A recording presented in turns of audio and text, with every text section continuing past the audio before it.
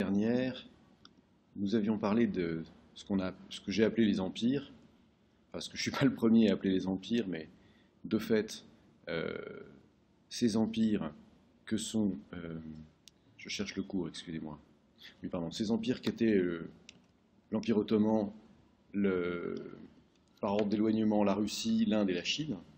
Et pourquoi est-ce qu'on s'est intéressé à ces empires? Parce que du point de vue de l'histoire économique, ils présentent un intérêt certain, en particulier dans la mesure où, euh, comme on l'a vu, enfin, il couvre pour l'essentiel de l'Asie, sur la période qui intéresse notre programme, et, euh, et cette Asie dont on a vu qu'elle souffrait de mauvaises performances économiques, mauvaise croissance du PIB par tête, donc mauvaise croissance du PIB en fait. Et donc c'est en fait c'est l'Asie qui marquait la limite basse de ce qu'on a identifié pendant le premier cours comme étant la grande divergence. C'est-à-dire que l'Asie a une trajectoire de PIB par tête qui est stationnaire, même presque en baisse, dans certaines régions, dans des régions importantes, alors que l'Europe et surtout les dragons européens ont une croissance forte.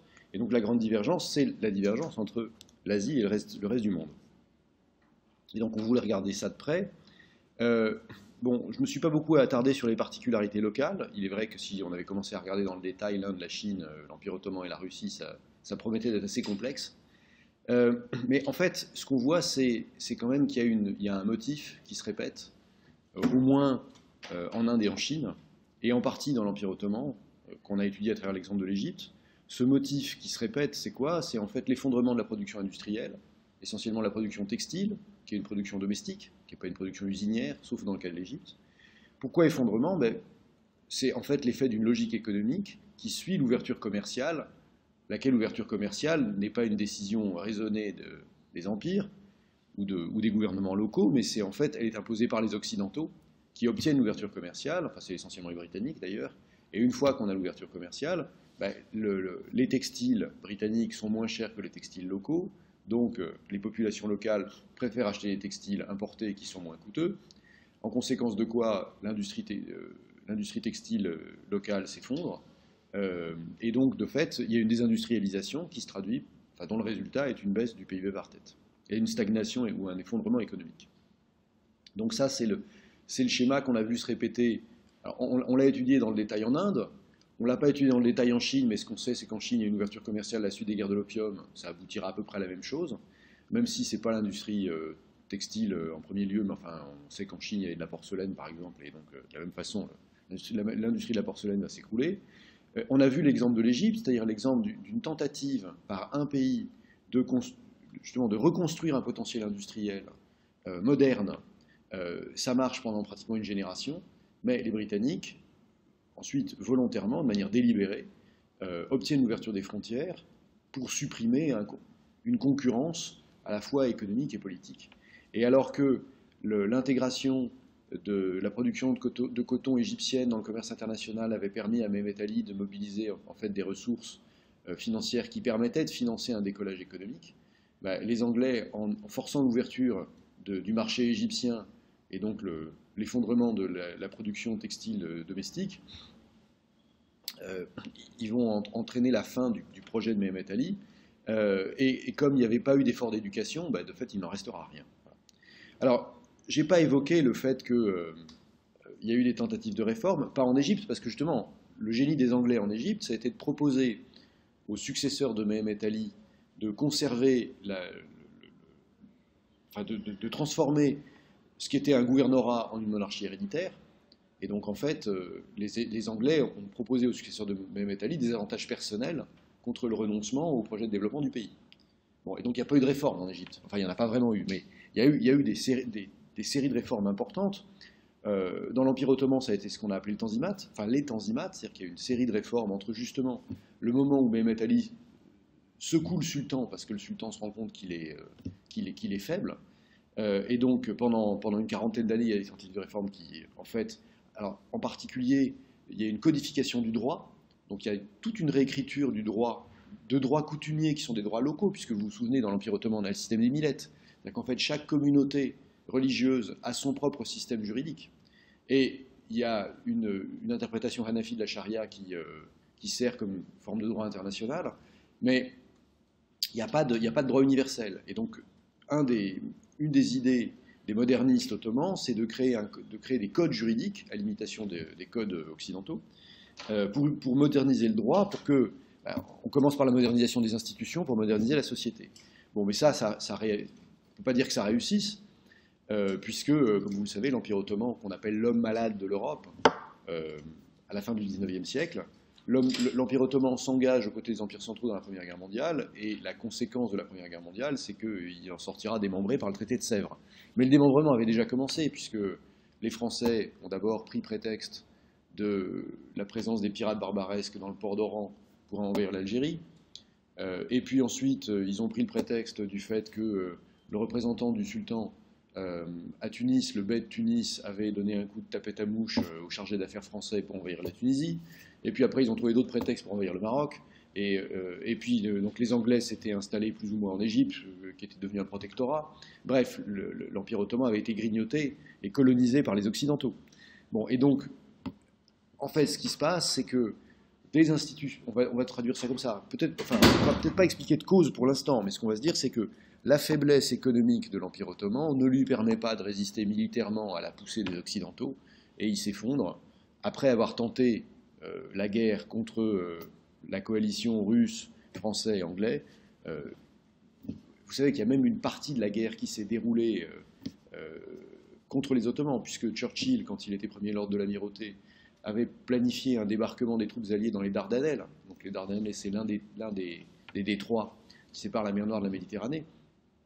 Cette expédition des Dardanelles, qui avait pour but d'affaiblir l'Allemagne en ouvrant un troisième front, il y avait un front russe, un front occidental, on voulait ouvrir un troisième front pour les empires centraux au sud-est. Cette expédition des Dardanelles a été une catastrophe, non pas parce que les Turcs ont bien résisté, mais parce qu'en fait le corps expéditionnaire a été victime d'une épidémie de dysenterie, et donc il y a eu beaucoup de victimes, à une époque où on n'a pas d'antibiotiques.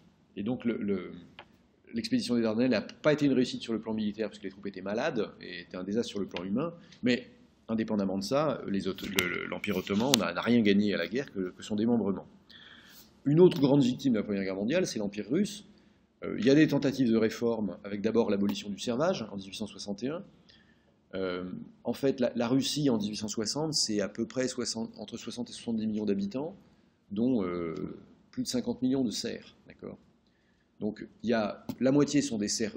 Je vous rappelle, ça vient du latin servus, d'accord, ça veut dire esclave en français. Mais on adoucit les choses en disant serf. Un serf, c'est concrètement un paysan attaché à un domaine qu'il n'a pas le droit de quitter. Donc, de fait, il peut avoir des possessions personnelles avec l'approbation du maître. Mais l'essentiel de son travail, c'est sur les terres du maître pour le bénéfice du maître. Bon, et donc, la moitié des serfs sont des serfs qui appartiennent à des maîtres privés, et l'autre moitié sont des serfs d'État qui travaillent sur les domaines impériaux du tsar.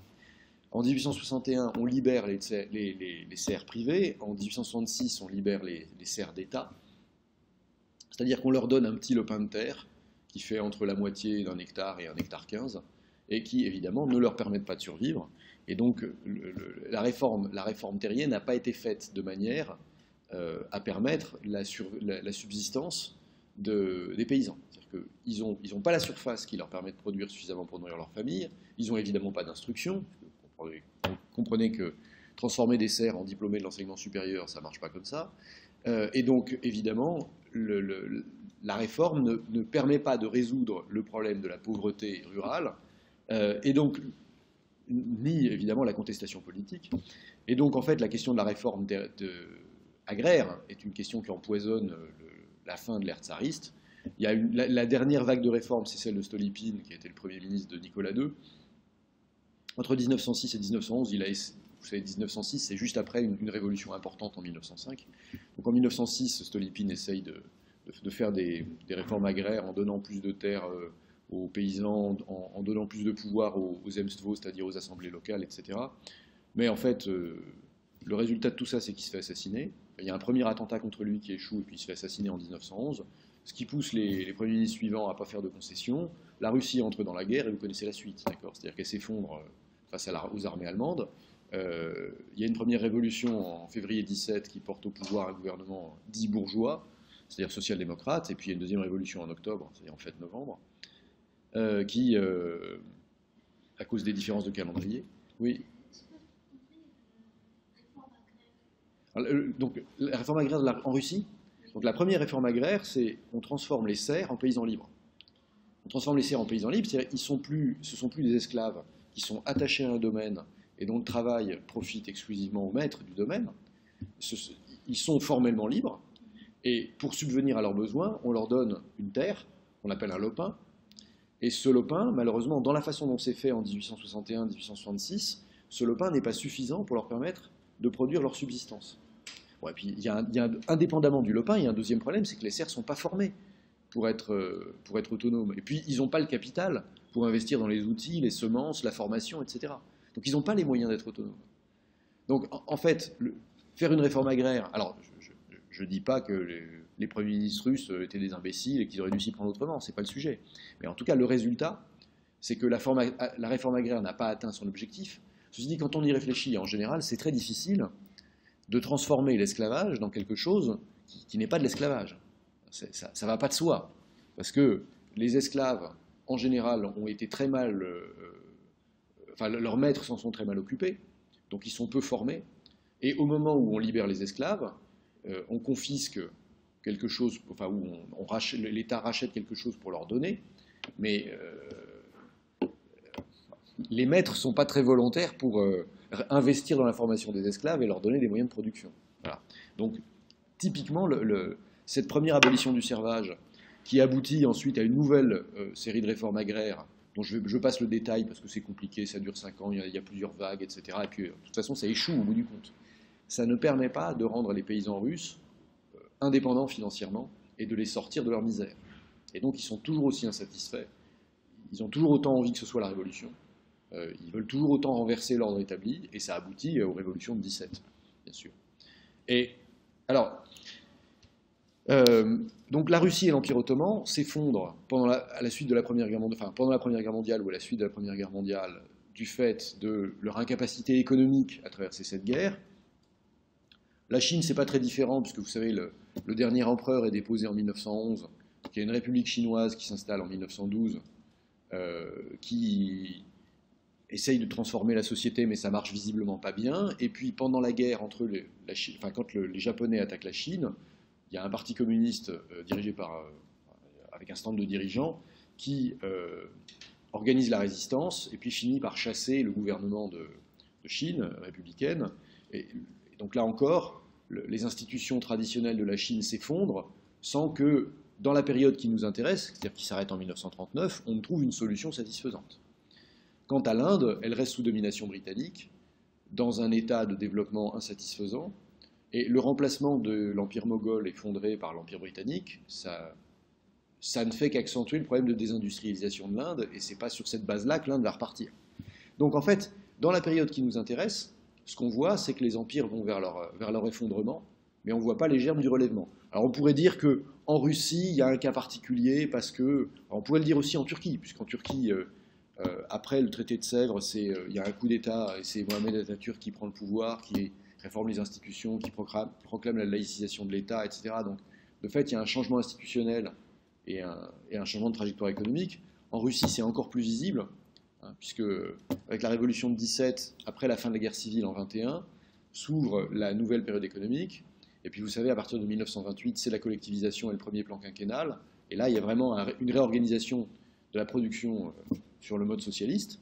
À la fois, la production agricole est réorganisée en sovkhozes, qui sont donc des fermes collectives, et en kolkhozes, qui sont certes des fermes collectives, mais où les travailleurs ne sont pas des salariés. Dans les kolkhozes, les paysans ont chacun leur morceau de terre, et ensuite ils vendent leur production à la coopérative, enfin à l'État. Et puis il y a une réorganisation de la production industrielle sur une base d'État, puisque c'est l'État qui organise la production industrielle via le plan. Bon, mais arrivé en 1939, ça fait à peine 10 ans que l'expérience a commencé. Alors, on peut dire c'est formidable, on est sur le communisme a inventé une nouvelle voie vers l'avenir, etc. Et de fait, on peut le voir comme ça en 1939. Ce que la suite a montré, c'est quand même que, d'abord, les chiffres qu'on avait en 1939 étaient complètement faussés, et ensuite que le modèle avait tout un tas de problèmes qu'on n'avait pas totalement anticipés, enfin qu'on ne voyait pas forcément en 1939, mais qui se sont révélés à l'usage. Donc, de fait, dans la période qui nous intéresse, ce qu'on retiendra, c'est que les empires se sont effondrés. Et que ce qui allait les remplacer est peut-être en germe et est et du moins en partie latent. Voilà. C'est-à-dire qu'on n'esquisse pas des nouvelles trajectoires. Et la raison pour laquelle ils sont effondrés, de manière générale, c'est une incapacité économique qui se traduit par une faiblesse politique. Et de fait, on le voit dans le cas de la Chine, on le voit dans le cas de la Russie, et on le voit aussi dans le cas de l'Inde sur un autre mode, pas sur le mode révolutionnaire, mais c'est la campagne de désobéissance civile initiée par Gandhi qui a abouti à la remise en cause de l'occupation britannique et à l'indépendance. Donc de fait, la faiblesse économique entraîne une contestation politique qui débouche sur un changement de régime. Et un changement de régime, pas seulement au sens où on remplace les hommes à la tête de l'État, je dis les hommes parce qu'il se trouve que pour l'essentiel c'est des hommes, sauf en URSS où au début, avec la Révolution, il y a quelques femmes qui arrivent à des positions de responsabilité. Donc c'est pas seulement un changement des hommes, mais c'est aussi un changement radical des politiques, parce que par exemple, comme vous le savez, dans la Russie soviétique, les institutions religieuses sont pratiquement détruites et remplacées par une éducation d'État, le système juridique est changé profondément, etc. Mais ce qui est certain, c'est qu'on ne voit pas les fruits de ces changements arriver dans notre période. Bon. Alors, donc on en a fini avec les empires pour dire que, en fait, la manière dont on explique la faiblesse des performances de l'Asie, c'est bien ça. C'est-à-dire que l'Asie est dominée par des empires qui, du point de vue institutionnel et économique, paraissent à bout de souffle, et d'ailleurs ça se traduit par leur effondrement à la fin de la période qui nous intéresse. Et cet effondrement politique, c'est le fruit d'une faiblesse économique qui fait que les institutions politiques sont contestées parce que les gens n'ont pas assez à manger et sont malheureux. Voilà. Alors, on va maintenant s'intéresser aux Amériques, puisque c'est pas parce qu'on fait de l'histoire qu'on va pas faire de la géographie, surtout si on a la possibilité de se transformer en agence de voyage, ce serait dommage de s'en priver. Et, oui.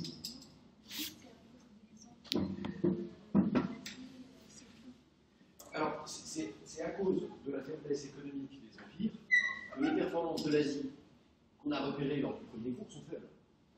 Puisque, de fait, quand on enlève la Chine, la Russie et l'Empire ottoman, qu'est-ce qui reste de l'Asie? Pas grand-chose. Enfin, il reste pas grand-chose aussi, il reste des pays significatifs, il reste le Japon par exemple. Mais le Japon a peu de poids démographiquement dans l'ensemble de l'Asie, et d'ailleurs on la sépare. Bon, alors après on peut dire qu'il reste la Birmanie, la Thaïlande, certes, mais en fait, à l'échelle de l'Asie, ça compte peu en termes de production et de population.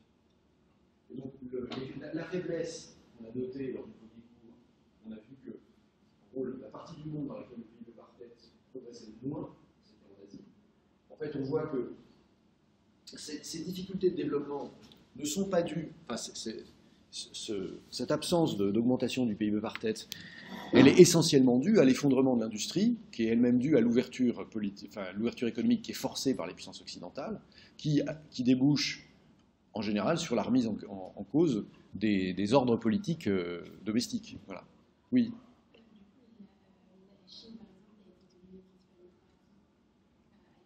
Ah. Oui, alors la Chine, c'était un royaume. Et donc il y a une dynastie, qui doit être les Qing, je pense, qui règne jusqu'en 1911. Mais en fait, à partir de 1850, les Occidentaux, enfin surtout les Anglais, mais les Occidentaux engagent avec les Chinois ce qu'on appelle les guerres de l'opium. Et l'objectif des guerres de l'opium, c'est de libérer le commerce de l'opium. C'est-à-dire de permettre aux Occidentaux de vendre l'opium que les Anglais font produire en Afghanistan, mais qui est dans l'orbite de l'Inde, en Chine. Parce qu'il y a un gros marché, il y a beaucoup de consommateurs d'opium. Et les Chinois se réservaient le commerce de l'opium, à la fois pour des raisons de santé publique et pour des raisons de profit de monopole. Bon, donc les Anglais font ouvrir le commerce de l'opium, et après, en ouvrant le commerce de l'opium, c'est toute la Chine qui est ouverte aux marchandises européennes. Mais les marchandises européennes, ça veut dire principalement les marchandises britanniques. Alors après, vous savez, il y a à Shanghai, autour du Bund, une série de concessions. C'est-à-dire que de fait, il y a des petits territoires qui sont concédés aux Occidentaux. Donc les Français, les Allemands ont leurs concessions. Mais ce qui importe, c'est pas tant la propriété territoriale. Il n'y a pas de démembrement de la Chine comme il y a un démembrement de l'Afrique du Nord par la colonisation. Mais c'est vraiment en fait, c'est la pénétration commerciale qui a abouti à détruire toutes les industries. Bon, cela dit, il y avait quand même en Chine un problème endémique de faiblesse du pouvoir politique. C'est pour ça que l'effondrement de l'Empire, ça se fait dans dans une atmosphère de seigneur de la guerre, quoi. C'est-à-dire qui rappelle un peu l'époque des royaumes combattants. C'est-à-dire qu'il n'y a pas d'unité politique, il n'y a pas d'ordre politique, il y a juste des hommes forts qui ont des armées et qui se battent entre eux. Alors, donc les empires sont aussi faibles du point de vue politique que du point de vue économique, et ils s'effondrent à la fin de la période.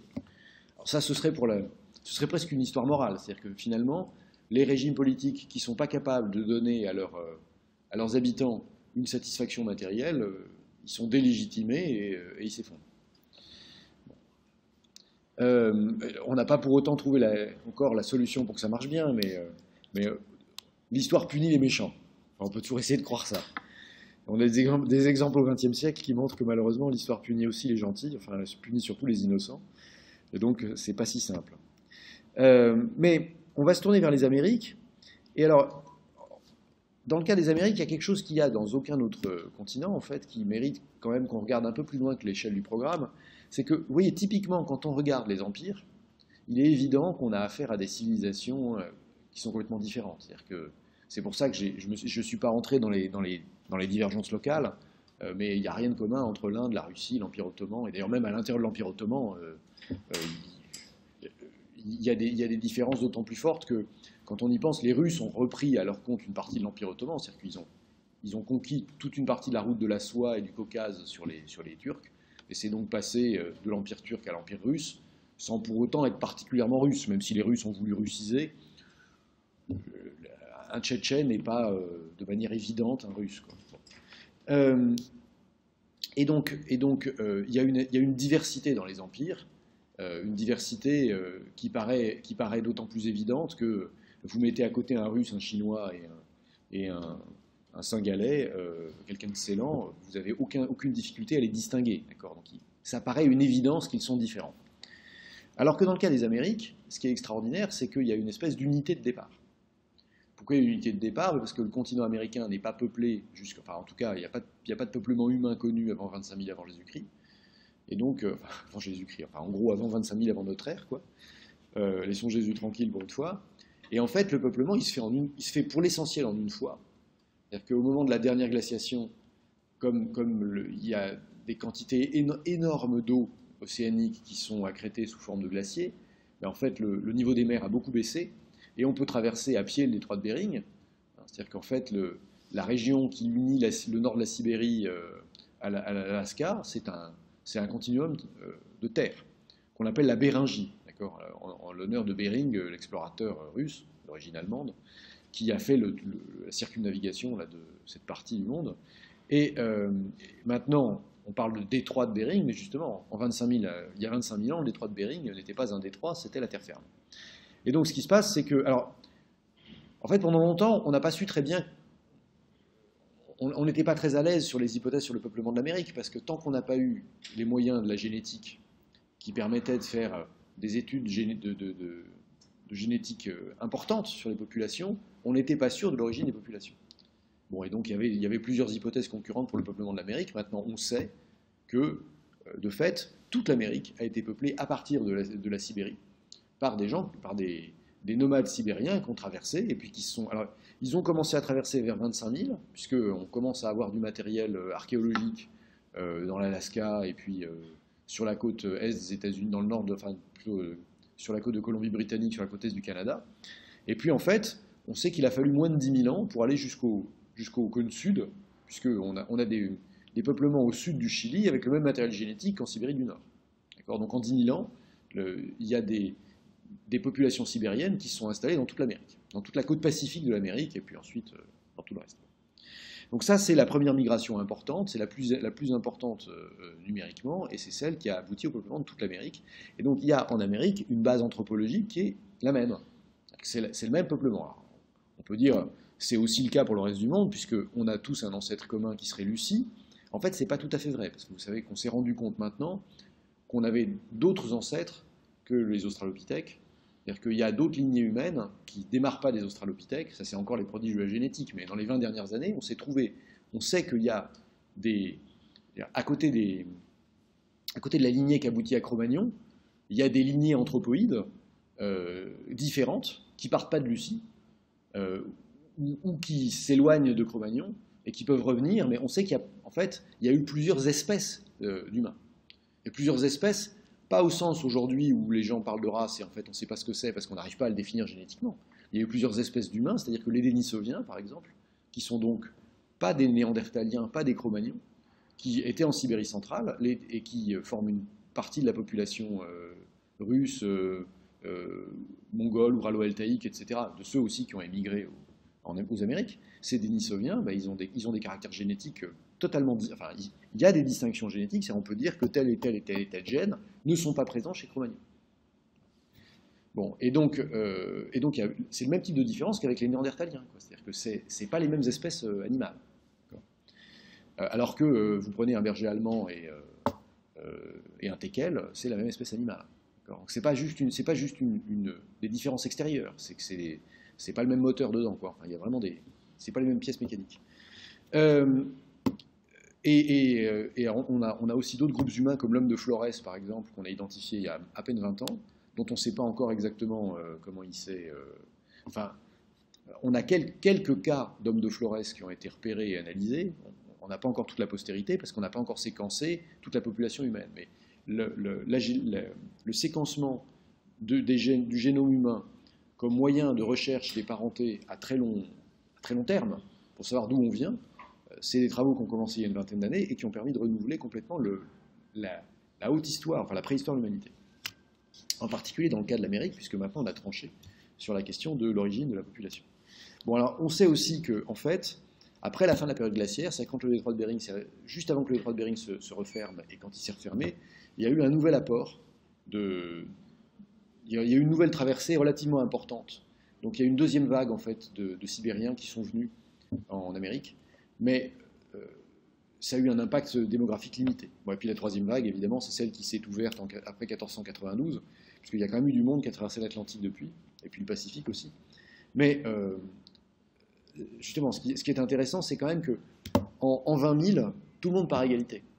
C'est ça qui est étonnant, c'est que, alors que dans le cas de la Chine ou de l'Inde, etc., on voit bien que l'histoire a commencé il y a plus de 2 millions d'années, donc les itinéraires ont pu diverger. Dans le cas de l'Amérique, tout le monde part à égalité il y a 20 000 ans. Le coup de sifflet, c'est il y a 20 000 ans, et après, on se disperse et on voit comment, en 20 000 ans, on peut évoluer différemment. Comment on peut évoluer différemment? On va le voir parce qu'entre l'Empire Inca et la forêt amazonienne, ce n'est pas exactement les mêmes civilisations. Et d'ailleurs, ça n'a pas donné, les mêmes organisations. Bon alors, quelle est la population de l'Amérique avant que les Espagnols n'arrivent? Il n'y a pas de recensement. Et les hypothèses sur lesquelles on travaille, c'est toujours ces fameuses hypothèses de rétropolation. C'est-à-dire qu'on part d'une population connue, et puis on se donne des taux de croissance, et puis on infère la population dans l'autre sens. D'accord? Et alors, en fait, dans le cas des Amériques, ce qui est particulièrement compliqué, c'est qu'on sait qu'il y a eu une baisse extrêmement forte des populations, probablement de l'ordre de 90%. Et donc, il y a un moment où l'hypothèse du taux de croissance ne marche pas, et donc on doit se fonder sur des récits de l'époque pour avoir une idée du taux de mortalité instantané qu'il y a eu dans les grandes épidémies de variole, de peste, etc., qui ont circulé. Bon, donc, comme ça, on arrive à reconstituer en se disant que la population de l'ensemble des Amériques avant l'arrivée des Occidentaux, c'était probablement entre 20 et 50 millions. Bon, ce qui est quand même pas d'une grande précision, d'accord? Mais l'ordre de grandeur, c'est ça. Et surtout, ce qui est important, c'est de comprendre que les 3/4 de cette population, elle était dans l'ère qui correspond à ce qu'on va appeler les empires, c'est-à-dire en fait le Mexique, le plateau mexicain central, c'est les Aztèques, un peu plus bas le Yucatan, là, et puis le Chiapas, c'est les Mayas, et puis les Andes, le Pérou et la Bolivie actuelle, avec les Incas. Donc on a là 3/4 de la population, et dans une ère qui correspond à 2 millions de kilomètres carrés, quoi, c'est même pas 10% de la surface totale des Amériques, et puis dans les 90% restants, il y a les 25% restants de la population, qui est donc extrêmement dispersée, parce que ce soit les Indiens d'Amérique du Nord ou d'Amérique du Sud, ils ont des modes de vie qui sont évidemment pas compatibles avec la densité de population. Bon, pourquoi est-ce que la population baisse? Vous le savez, les Indiens n'ont pas d'immunité contre les maladies épidémiques qui ont régulièrement secoué et dépeuplé l'Europe. Donc la rougeole, la variole, la peste, enfin j'en passe, c'est les meilleurs. Autant qu'à l'époque, on ne sait pas distinguer entre les maladies infantiles. C'est-à-dire que On arrive à distinguer entre la rougeole et la variole, parce que la variole est quand même d'une intensité exceptionnellement forte et fait des pustules qui sont plus importantes. Mais entre la variole et la varicelle, on ne distingue pas, par exemple. Eh ben, ils n'ont pas d'immunité parce qu'ils n'avaient pas été mis en contact avec les germes infectieux.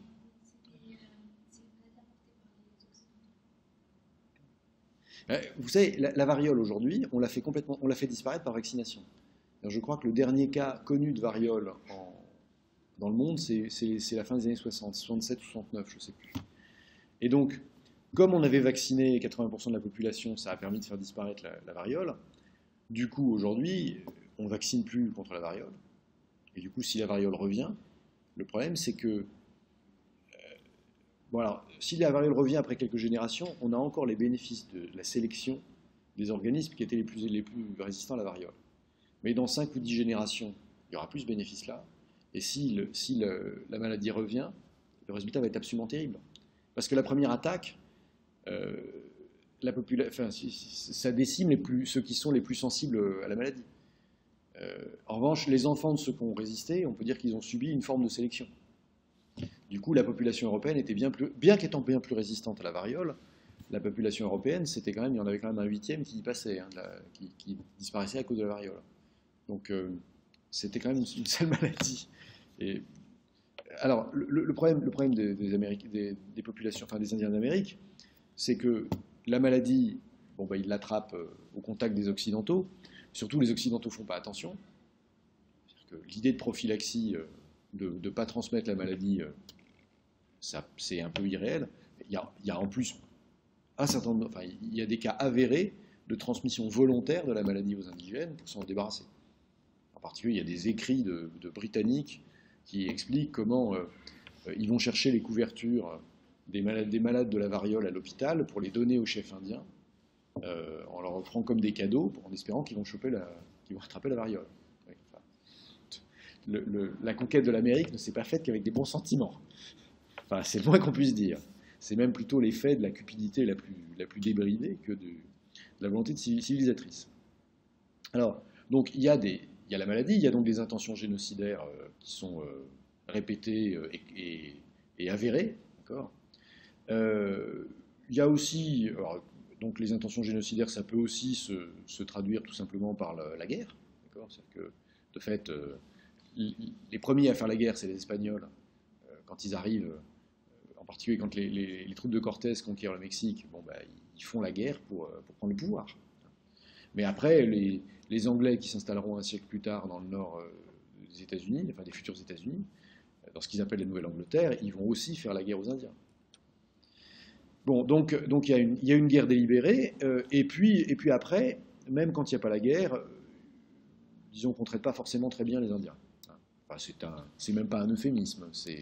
Quand je dis on ne traite pas forcément bien les Indiens, on les traite même très mal, et donc de fait, ça ne contribue pas à leur survie. Mais on verra aussi qu'il y a une pure logique économique, qui est que si les revenus ne permettent pas aux indigènes de survivre, les épidémies sont, comme elles ont pu l'être en Europe au XIVe siècle, la conséquence de la malnutrition, etc. Bon, donc diminution de la population entre 80 et 90%, c'est-à-dire que donc on passe de 20 à 50 millions à vraisemblablement 2 à 5 millions. Alors, en combien de temps? Mais ça dépend, parce que dans les îles des Caraïbes en particulier, l'extermination de la population est extrêmement rapide, puisque c'est là qu'on touche terre en premier lieu. En plus, les Indiens Calibés sont quand même pas super accueillants, donc du coup les Espagnols les massacrent très vite. Et quand il y a des problèmes de maladie, ça va à toute vitesse, parce que dans une île, vous ne pouvez pas vous mettre à l'abri. Donc de fait, dans les îles, on n'attend même pas la fin du XVIe siècle pour que la population ait été réduite à néant. Au Mexique, c'est 1620, donc il aura fallu à peu près un siècle après l'arrivée de Cortés pour que la population ait baissé de 90%. Au Pérou, il faut un peu plus longtemps. Enfin, je dis Pérou, mais c'est les Andes, c'est le Pérou, la Bolivie. Et l'Équateur, si vous voulez. Mais ce que vous voyez, c'est qu'en fait, la carte, aujourd'hui, de la densité de population d'origine amérindienne, ça correspond en fait à la carte des densités de population d'avant l'arrivée des Européens. C'est-à-dire que de fait, la population la plus dense c'est le Mexique et le Pérou et la Bolivie. Et ailleurs, c'est évidemment plus clairsemé. Alors il y a des exceptions, puisqu'il y avait probablement plus de monde sur le territoire actuel des États-Unis que sur le territoire actuel du Canada. Ici, le Canada étant plus foncé que les États-Unis. La raison est que les Indiens des États-Unis ont été plus massacrés que les Indiens du Canada, parce que les Indiens des États-Unis, ils gênaient les colons. Enfin, ils les gênaient, c'est évidemment une manière atroce de parler, mais ils avaient le malheur d'être là où les colons sont arrivés, alors qu'au Canada, il n'y avait personne qui avait envie d'aller s'en kikiner, enfin se refroidir les pieds dans un pays où il n'y avait en plus pas vraiment de ressources, enfin, à part les peaux, quoi. Bon, mais donc, ce qui est étonnant, c'est que 5 siècles après, on voit encore la trace de l'organisation économique et sociale. C'est-à-dire, on voit qu'il y avait des empires au centre et que la population était beaucoup plus clairsemée ailleurs. Et donc, pour présenter ces Amériques, et là, rentrer un peu dans le programme quand même, on va en fait faire 3 ensembles. C'est-à-dire qu'on va décrire de manière symétrique en partant de l'équateur. Ce qu'on voit, c'est que il y a la zone Caraïbe qui est un peu particulière. Et ensuite, il y a la zone des empires, donc le Mexique au nord et l'empire andin au sud. Les empires, ils partagent ce site commun qui sont en altitude, donc à l'abri des maladies, justement en particulier de la malaria. Mais du coup, ils ont des voies de communication qui sont pas très rapides. Et puis ensuite, quand on continue vers le sud, en Amérique du Sud, ou vers le nord, en Amérique du Nord, on va tomber sur la forêt. Enfin, c'est surtout en Amérique du Sud qu'on va tomber sur la forêt, en fait. Et puis ensuite, sur les plaines et les pampas. Et donc, ça va définir, en fait, 3 ensembles différents. Pourquoi ? Parce que dans les empires, on a en fait des entités politiques qui comportent des villes importantes. On dit que Mexico, il y avait plus de 100 000 habitants. On dit que Teotihuacan, il y en a eu 200 000 au IVe siècle après Jésus-Christ. Donc, de fait, alors en revanche, Machu Picchu, c'est quand même nettement moins peuplé, mais bon, on a des unités urbaines qui font plusieurs dizaines de milliers d'habitants. Donc, ça suppose quand même un territoire important pour les approvisionner, une organisation politique, etc. Si on va dans les forêts, là en revanche, on retrouve des chasseurs-cueilleurs qui sont en amont de l'agriculture. Alors il y a certes il y a des exemples de culture sur brûlis, par exemple, mais on est quand même à l'aube de l'histoire, et on est même franchement du côté de la préhistoire. Et puis, déjà dans les empires, c'était limite, puisque on ne sait pas, enfin, il y a des signes, il y a des glyphes chez les Mexicains, chez les Mayas, et en particulier, il y a des glyphes. Ça veut dire qu'il y a des... Vous savez, un glyphe, c'est pas encore un idéogramme. C'est un dessin, c'est un peu comme un hiéroglyphe, d'accord ? Un glyphe. Mais sauf qu'on sait que l'écriture maya, par exemple, il y avait des glyphes qui permettaient d'écrire des mots, mais il n'y avait pas encore une structuration grammaticale qui était commune à tous les peuples mayas. Donc il y avait des éléments d'écriture, mais l'essentiel des livres qui nous restent, c'est du dessin, plus que de l'écriture. Donc le dessin est encore plus important que l'écriture. Alors comme c'est l'écriture qui fait la séparation entre l'histoire et la préhistoire, les empires ils sont vraiment sur le fil du rasoir. En revanche, la forêt, les chasseurs-cueilleurs de la forêt, ils sont complètement du côté de la préhistoire. Et dans les plaines, on a des peuples qui hésitent entre le nomadisme et l'installation pour l'agriculture. Il faut dire que c'est de l'agriculture sur brûlis là encore, mais le nomadisme a des charmes, surtout quand on va retrouver les troupeaux de Mustangs, qui sont en fait les chevaux que les Espagnols ont laissé s'échapper. Les troupeaux de chevaux sauvages, quand les Indiens d'Amérique vont tomber là-dessus, il y en a qui vont retourner au nomadisme pour suivre les troupeaux de chevaux sauvages. Parce que ça fournit un moyen de déplacement, ça fournit un moyen de faire la guerre et de battre les autres, et donc de faire du pillage. Ça fournit du lait aussi, et de la viande. Donc, pourquoi être agriculteur quand on peut être guerrier, chasseur ? Bon, donc de fait, en dehors des empires, on est en dessous de la lisière de l'histoire. Donc on n'a pas de documents écrits et on a très peu de sources qui permettent d'expliquer comment ces sociétés étaient organisées. Mais donc malgré ces différences importantes, et malgré l'effondrement démographique, ce qu'on voit, c'est qu'on va quand même avoir une économie coloniale qui va se développer à partir de l'arrivée des Occidentaux. Et cette économie coloniale, elle va justement être tributaire de ces données initiales. C'est-à-dire que, concrètement, on ne va pas se développer de la même manière là où il y a des Indiens en petit nombre, mais qui ont résisté aux épidémies, comme c'est le cas de l'Amérique du Nord. Dans les endroits où il y avait des Indiens relativement denses, mais qu'on a massacrés, comme c'est le cas dans les Caraïbes, ou bien où il n'y a pas du tout d'Indiens, comme au Brésil. Enfin, il y a des Indiens au Brésil, mais les Indiens, quand ils voient arriver les Occidentaux, ils vont se réfugier dans la forêt. Et ils n'en bougent pas, et ils sont à l'abri de la forêt. Mais quand il n'y a pas d'interaction avec les Indiens, ce n'est pas la même économie que quand il y a des Indiens. Et puis quand il y a des empires, ce n'est pas non plus la même économie que quand il y a un peu d'Indiens ou pas d'Indiens du tout. Parce qu'il y a des structures sociales, il y a des gens qui sont là. Et les gens, ils occupent l'espace, on ne peut pas faire à côté d'eux et faire comme s'ils n'existaient pas. Donc de fait, même si la volonté de communiquer des Occidentaux ne va pas forcément de soi, eh ben, la trajectoire économique et sociale qui va se développer à partir de ce moment-là, elle est tributaire des conditions initiales et donc des conditions d'existence des peuples qui sont là. Voilà. Et donc, de fait, les nouvelles formes d'exploitation vont s'insérer dans les formes d'exploitation existantes, enfin dans les structures sociales existantes. Et ça, on va l'illustrer à travers quelques exemples. C'est-à-dire qu'en gros, on va développer essentiellement 3 modèles qui permettent d'expliquer la manière dont les pays ou les régions se développent. Alors, le premier, c'est le modèle sucrier, et donc c'est un modèle qui est construit autour d'une culture. En fait, alors, il y a une tradition d'histoire économique matérielle chez les anglophones, en particulier, il y a un livre de Harold Innis qui s'appelle donc, le commerce des peaux au Canada, une introduction à l'histoire économique canadienne, et ce livre de Harold Innis, il a eu une grande postérité parce que ce type était à la fois historien économiste et anthropologue, c'est-à-dire qu'il montre que les modes de vie sont en fait des modes d'organisation sociale. Et de fait, il a eu une très grande influence sur la génération de mes profs. Et parce qu'il était un peu à la marge des économistes, parce qu'il était pétri d'anthropologie, disons qu'il a une vision un peu plus large que ce. Enfin, il a peut-être fait les erreurs des économistes, mais il a parlé d'autres choses aussi. Donc, il est resté comme le tenant de ce qu'on appelle la thèse des produits de base, c'est-à-dire l'idée selon laquelle ce qui permet aux territoires nouveaux de se construire, c'est leur introduction dans le commerce international à travers le développement d'une production qu'on appelle staple en anglais. Alors, il n'y a pas tellement de termes en français pour dire staple, on va dire un produit de base, quoi.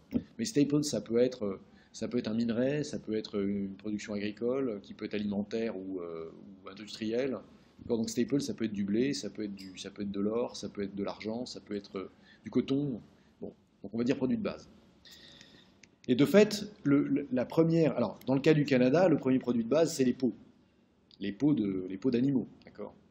Les peaux pas raffinées, pas encore tannées. Donc, ce qui a fait le début du commerce canadien, c'est les peaux, parce que les trappeurs mangeaient les animaux et ils gardaient les peaux et ils vendaient les peaux en arrivant à la ville.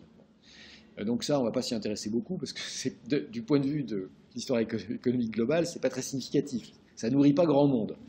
En revanche, ce qui nourrit grand monde, et ce qui nourrit en particulier une grosse activité des fantasmes et la guerre, c'est le sucre. C'est le sucre. Alors, pourquoi ? Parce que, vous savez que le sucre, en fait, n'a pas été connu de l'Antiquité. C'est-à-dire que les Romains, quand ils veulent sucrer leur cuisine, ils n'ont pas de sucre à disposition, donc ils mettent du miel. Et de fait, on a du miel jusqu'à la fin du Moyen-Âge, parce que le sucre, on le découvre, les Européens découvrent le sucre quand ils vont faire la croisade, et ils trouvent dans le delta du Nil, et puis où ils débarquent, et puis en Palestine, ils trouvent des plantations de canne à sucre, et ils trouvent des gens qui savent extraire le sucre et faire des pains de sucre à partir de la canne, et donc mettre du sucre dans leur cuisine, et ont une cuisine de ce fait totalement différente. Bon, et du coup, le sucre, ça les intéresse, et ça devient à la fois un plat de luxe, enfin, du moins un composant de luxe pour la cuisine. D'abord parce que, comme vous savez, le sucre, ça permet de confire. Ça permet de confire les fruits, ça permet de confire les fleurs, ça permet donc de garder les arômes. Ça fait des choses qui sont extrêmement belles parce que le sucre est translucide, mais il prend aussi la couleur des colorants. Donc c'est très spectaculaire, le sucre. Donc c'est un produit de luxe autour de la gastronomie et des plus riches, mais c'est aussi un produit pour la pharmacopée. On fait des médicaments à base de sucre, avec une ambiguïté qui est qu'on ne sait jamais d'ailleurs si on fait de la gastronomie ou de la médecine. Mais vous savez, encore aujourd'hui, je crois que les laboratoires Boiron, qui font de l'homéopathie, ils ont été enregistrés au registre du commerce comme confiseurs pendant longtemps, parce que ce qu'ils commercialisaient, c'était quand même essentiellement du sucre. Bon. Donc il ne faut pas opposer la cuisine et la pharmacie. Après tout, ça se nourrit d'un inventaire compliqué d'ingrédients et de recettes qui assurent une longue vie et le bonheur à table. Bon. Alors donc, les croisés découvrent le sucre, et puis ils se font chasser de Palestine par les Turcs. Donc quand ils se font chasser de Palestine par les Turcs, vous le savez, ils se replient dans les îles, à Chypre, à Rhodes, en Crète, etc. Mais c'est surtout à Chypre qu'ils vont cultiver la canne à sucre, et donc c'est Chypre qui va être le centre de la culture de la canne à sucre, et donc c'est les Vénitiens qui vont avoir le commerce de la canne à sucre et du sucre. Et comme toujours, enfin, vous savez que la grande histoire de l'évolution économique, c'est que les Vénitiens se font supplanter par les Portugais, puisque les Vénitiens, soit à Chypre avec le sucre, soit par le commerce d'Alexandrie avec les Arabes, ils récupèrent le poivre. Donc de fait, c'est les Vénitiens qui ont le commerce des épices au XVe siècle, et les Portugais, en particulier Fernand de Magellan, a cette idée complètement folle de faire le tour de l'Afrique pour aller chercher le poivre aux Moluques. Bon, alors il met 2 ans et demi à faire le voyage, et puis il revient avec la moitié des gars avec lesquels il était parti, mais il rapporte assez de poivre pour faire tout le commerce des Vénitiens de toute l'année. Et donc, il rapporte une richesse fabuleuse. C'est comme s'il revenait avec un bateau rempli d'or, puisque le poivre se vend à prix d'or. Bon, et donc, les Portugais essayent de faire la même chose pour le sucre, c'est-à-dire qu'ils cherchent un endroit où ils pourraient cultiver le sucre, qui serait plus près, et surtout qui permettrait de... Pourquoi plus près? En fait, c'est pas loin, Chypre. Mais quel est le problème de la Méditerranée?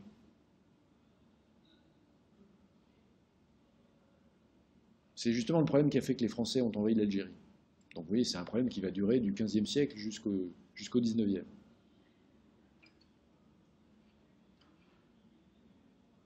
Les pirates.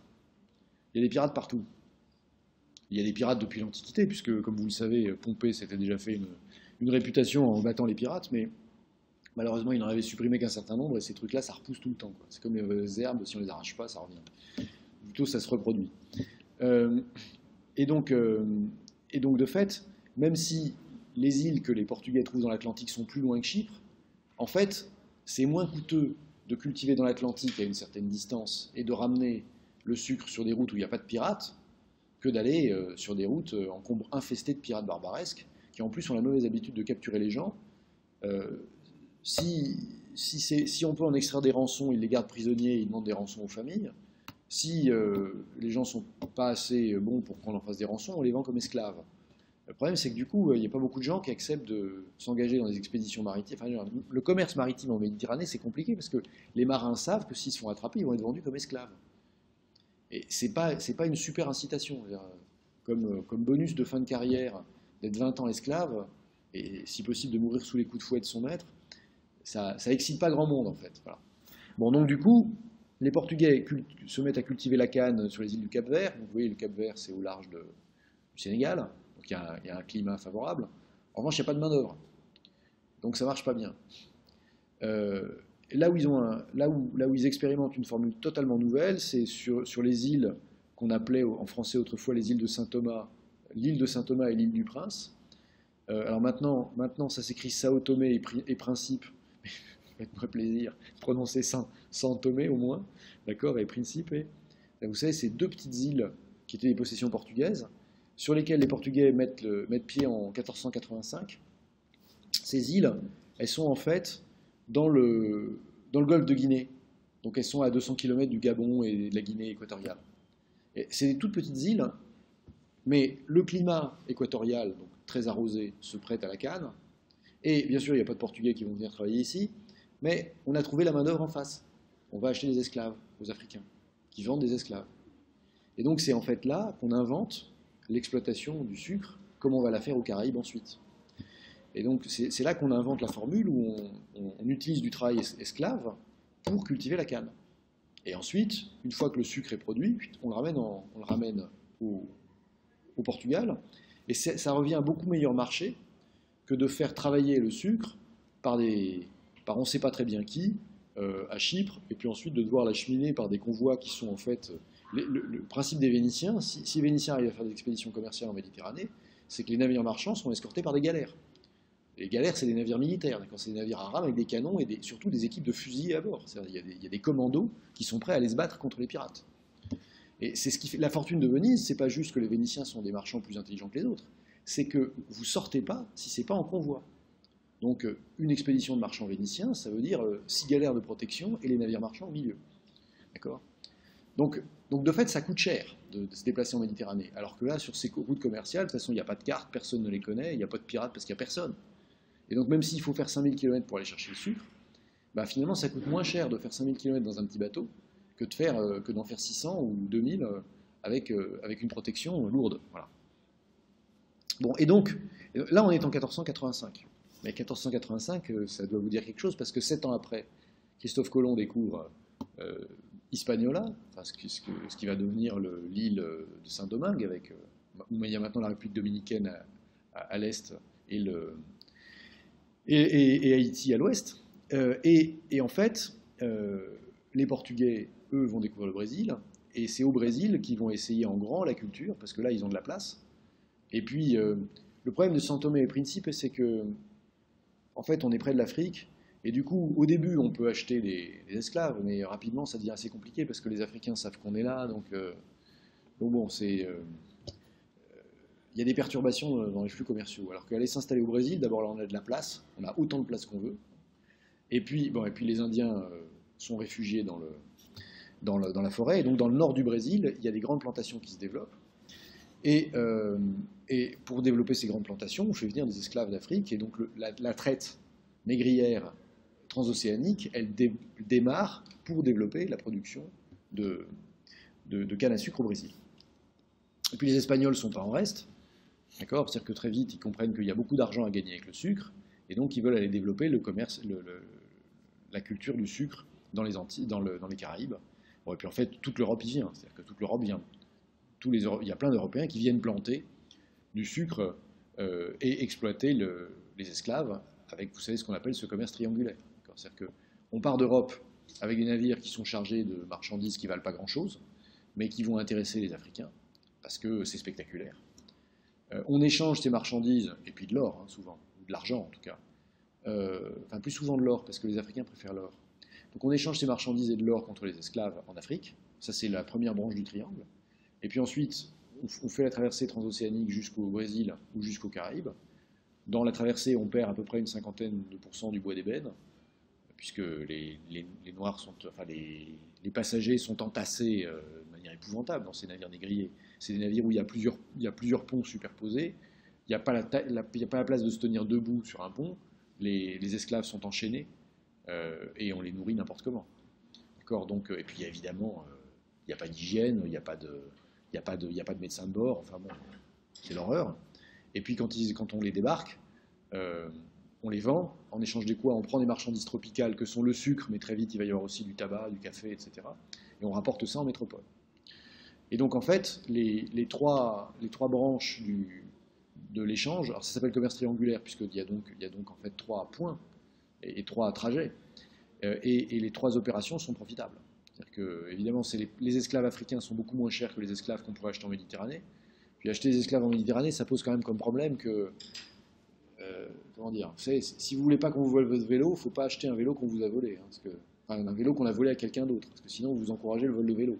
De la même façon, si vous voulez pas qu'il y ait des pirates en Méditerranée, il ne faut pas acheter des esclaves, parce que ça se fait pas. Et puis de toute façon, l'Église là-dessus quand même, elle dit que les blancs c'est des êtres humains, donc il ne faut pas les mettre en esclavage. Alors les Noirs et les Indiens, ça va être un peu plus long quand même, pour qu'on ait une idée précise de est-ce que c'est vraiment des êtres humains ou pas, d'accord ?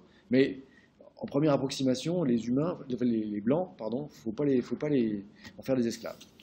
Bon bref, donc le commerce triangulaire, le résultat du commerce triangulaire, c'est quoi ? C'est que la production de sucre augmente considérablement, le prix du sucre baisse, ça, la loi de l'offre et de la demande, même si ça peut ne pas être vérifié instantanément à cause des anticipations, sur le long terme en général, ça marche.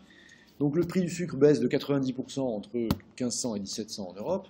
Du coup, le sucre, qui était un produit d'hyperluxe, devient un produit non pas de consommation courante, mais enfin au moins de large consommation.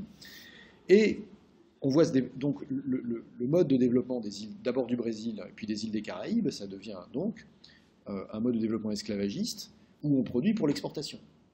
Et quand je dis on produit pour l'exportation, c'est-à-dire les mesures qu'on a, par exemple c'est Allen qui cite dans son manuel là, que la Jamaïque en 1832, 40% du PIB, enfin 40% de la richesse produite sur l'île, c'est pour l'export. D'accord ? Donc c'est du tabac, c'est du sucre essentiellement qui sont exportés en métropole. Donc de fait, c'est un mode de développement qui est essentiellement centré vers l'export, et où la main-d'œuvre, c'est essentiellement une main-d'œuvre esclave. Question, comment est-ce qu'elle vit, cette main-d'œuvre esclave? Elle vit très bien, naturellement. D'ailleurs, c'est pas compliqué. Sur les 4 millions d'esclaves qui ont été importés d'Afrique vers les Caraïbes, en 1800, il en reste 400 000. Donc c'est qu'ils ont dû prospérer, n'est-ce pas? Parce que vous prenez 4 millions d'individus, vous les laissez vivre normalement, au bout de 200 ans, il y en a plus. Là, il en reste 10% de ce que vous avez apporté. Donc c'est que vraiment, on les avait particulièrement maltraités.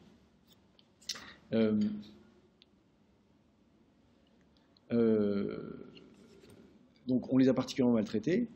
Et pourquoi est-ce qu'on les a particulièrement maltraités? Parce qu'en fait, l'idée qui circule, c'est que c'est moins cher de racheter des esclaves neufs plutôt que de bien entretenir ceux qu'on a déjà.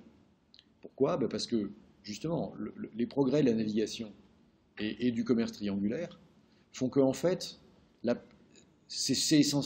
profit, on le fait essentiellement sur la vente des matières, enfin des produits tropicaux en Europe, puisque c'est en Europe qu'il y a de l'argent. Et donc, de fait, la question des esclaves est une question secondaire, donc on les vend à assez bon marché, les esclaves, puisqu'on compte faire le profit au retour. D'accord? Et donc, du coup, les esclaves ne valent rien, on les traite comme des choses qui ne valent rien, et certainement pas comme des personnes humaines. Voilà. Donc quoi? En fait, dans ce mode d'exploitation, ce qui se passe, c'est que concrètement, c'est une toute petite partie de la population qui sont des blancs européens, qui possèdent les plantations, et donc qui organisent ou qui laissent organiser ce commerce triangulaire. Et dans ce commerce triangulaire, ceux qui font du profit, c'est les marchands et les planteurs. Et les marchands, pour le coup, ils ne sont pas locaux, ils sont métropolitains, donc leur argent, il reste en métropole. Et les planteurs, on pourrait penser qu'ils sont locaux, mais en fait, et puis par exemple, quand on parle aujourd'hui des grandes familles martiniquaises qu'on appelle les Béquets, justement, les Béquets, c'est des Martiniquais, qui sont installés en Martinique, qui n'ont pas de relation avec la métropole. Là, à l'époque qui nous intéresse quand même, les élites de propriétaires terriens, en particulier dans les Caraïbes, elles ont gardé un lien évident avec la métropole. Donc, jusqu'à l'indépendance de Cuba en 1898, les propriétaires terriens cubains, ils auront une résidence à Madrid. Et de fait, la vraie vie pour eux, c'est l'Espagne. Cuba, c'est la province. Et c'est pas ça qui les excite. Et un exemple justement de l'intégration des créoles à la métropole, c'est que vous connaissez toutes Marie-Joseph Rose Taché de la Pagerie, vous la connaissez peut-être pas sous ce nom-là, mais ça a été l'impératrice Joséphine. Vous savez que l'impératrice Joséphine, donc la première femme de Napoléon Bonaparte, c'était une créole, c'est-à-dire c'était donc une européenne, enfin une blanche née à la Martinique, et de fait, c'est elle qui a épousé l'empereur. Ça prouve bien que l'argent, la fortune, la réussite à la Martinique, c'est pas de rester à la Martinique, c'est de revenir à la métropole, c'est de revenir en France. Voilà. Et donc de fait, il y a de l'argent qui circule dans ces colonies, mais cet argent, il n'est pas destiné à rester, parce que les rêves, les projets, les investissements, les flux financiers, ils passent et ils retournent en métropole. Si vous voulez d'autres exemples, alors il y a un exemple que j'aime particulièrement, et donc même si c'est anecdotique, je voudrais vous en parler. Je l'aime particulièrement parce qu'il est finalement représentatif de la manière dont les Néerlandais ou les Français considèrent les Antilles, à la fois du point de vue de leur trajectoire personnelle et du point de vue de ce qu'ils font avec leur argent. Donc, je vais vous parler brièvement de mon ami Alexandre-Olivier Esquemelin. Esquemelin, il a écrit une histoire des aventuriers flibustiers qui se sont signalés dans les Indes. Cette histoire, vous pouvez la trouver sur Google Books ou sur Gallica. Alors, c'est totalement délirant. C'est un gars qui raconte à la première personne sa vie d'aventurier. C'est Pirates des Caraïbes tel que je l'ai vécu, d'accord. Sauf que l'histoire amusante, c'est qu'en fait, le manuscrit qu'il a publié pour la première fois à Amsterdam en néerlandais, donc qui s'appelait American Chose Rover. Donc, ce qui est amusant avec le néerlandais, c'est que ça va plus vite si on traduit en anglais, d'accord. American Chose Rover, vous diriez American Sea Rovers, rover étant celui qui écume, d'accord. Donc les écumeurs de mer américains, donc ceux qui se promènent sur la mer, enfin ceux qui traînent sur les mers américaines. Donc ce livre est d'abord publié à Amsterdam, et puis il y a une édition française qui est publiée en 1686, et c'est celle qui est disponible sur Gallica. Mais c'est une édition pirate, ce qui est quand même un comble pour un pirate lui-même, d'être victime d'édition pirate. C'est une édition pirate qui en fait a été... alors on ne sait pas si elle a été traduite parce qu'on ne sait pas dans quelle langue a été l'original, mais ce qu'on sait c'est que celui qui a organisé l'édition pirate, qui s'appelle probablement Jean de Frontinière, a rajouté un certain nombre d'anecdotes de son cru, et ou qu'il avait été copié ailleurs. Donc l'historicité de l'ensemble du texte est douteuse, mais ce qui est intéressant, c'est évidemment pas le caractère historique du détail. Ce qui est intéressant, c'est de voir l'ensemble. Enfin, c'est d'abord cette espèce de récit complètement dingue du pirate des Caraïbes qui raconte la vie de pirate des Caraïbes, et puis de comprendre concrètement comment ça s'insère dans une trajectoire de vie d'un Européen, le passage aux Caraïbes. Alors, dans le cas d'Esquemelin, bon, ce qu'il raconte, c'est qu'il serait né à Honfleur, donc en Normandie, il serait le fils d'un apothicaire protestant. Donc protestant, ça veut dire sujet à problème, hein, puisque, comme vous le savez, les protestants ne sont pas forcément bien traités par les autorités françaises. Jusqu'en 1685, ça va à peu près, mais en 1600, enfin, ça va à peu près. Sauf que protestant, ça veut dire aussi que vous croisez des catholiques bourrés qui rentrent de soirée et ils vous cassent la figure parce que vous êtes protestant, d'accord? Concrètement, c'est comme ça que ça se passe. C'est-à-dire protestant, ça veut dire que vous appartenez à une minorité visible et on peut vous faire ce qu'on veut parce que vous êtes le souffre-douleur des imbéciles. Donc, né en 1646, il décide en fait de quitter la France pour aller dans un premier temps en Hollande faire des études de chirurgie. Alors, c'est pas inintéressant qu'il veuille faire des études de chirurgie parce que, en fait, en France, la chirurgie, c'est pas une profession très bien reconnue. La corporation qui organise le métier de chirurgien, c'est celle des barbiers. Donc, si vous voulez, c'est pas, les médecins sont quand même si Molière s'est moqué d'eux, mais les médecins, c'est un cran au-dessus parce qu'ils font des études dans des écoles qui sont reconnues. Les chirurgiens, barbiers, dentistes, c'est quand même c'est un métier manuel, en fait. Et donc, pour un protestant qui a un bon métier comme apothicaire, vouloir faire des études de chirurgie, c'est pas vraiment imaginable que le type conçoive son avenir en France, parce qu'en France, le métier de chirurgien est quand même infâme. Donc, il a déjà probablement le projet soit de vivre aux Pays-Bas comme chirurgien, soit d'aller exercer son art ailleurs qu'en France. Chose est-il que manifestement, il ne se sent pas bien aux Pays-Bas, puisqu'il décide de s'engager auprès de la Compagnie des Indes occidentales. Qu'est-ce que ça veut dire s'engager? Ça, justement, c'est un ressort essentiel des relations entre l'Europe et les Amériques. C'est que le passage pour aller aux Amériques, ça coûte très cher. C'est pas, vous ne payez pas votre aller simple pour les Caraïbes, 400 € pour prendre l'avion. Quand je dis que ça coûte très cher, c'est que bon, vous pouvez prendre pour un peu moins cher un poste de marin sur un navire, mais ce navire, vous ne savez pas s'il va arriver. Donc si vous voulez aller sur un navire qui a une chance d'arriver, il faut aller sur un navire d'une grosse compagnie, et la grosse compagnie, elle ne va pas vous faire voyager à l'œil. Elle va vous faire payer le voyage en échange d'un engagement d'une durée de 3 ans dans le cas français, ou de 7 ans dans le cas britannique, ce qu'on appelle indenture. Et donc 7 ans, ça veut dire quoi? Ça veut dire que en fait, pendant les 3 ou les 7 années qui vont venir, vous serez à peu près un esclave. Alors, en principe, votre maître n'a pas le droit de vie et de mort, mais dans les faits, de ce que raconte Esquemelin, c'est pas très différent. Pourquoi? Parce que, bon, alors il arrive à la Tortue. La Tortue, vous savez, c'est une île qui est dans la baie de Port-au-Prince, là, enfin au bout de la baie de Port-au-Prince, mais au bout d'Haïti, quoi. Et sur cette île de la Tortue, en fait, c'est un employé de la compagnie qui l'achète. Et alors que lui, il a fait des études pour être chirurgien, donc il pourrait au moins être chirurgien, le type qui l'a acheté veut s'en servir pour défricher. Donc pour pouvoir planter ensuite. Mais il faut d'abord défricher. Et comme il n'a pas de nègre à disposition, il décide d'employer un Normand pour faire ça. Le problème, c'est que ça ne lui va pas très bien, ce métier.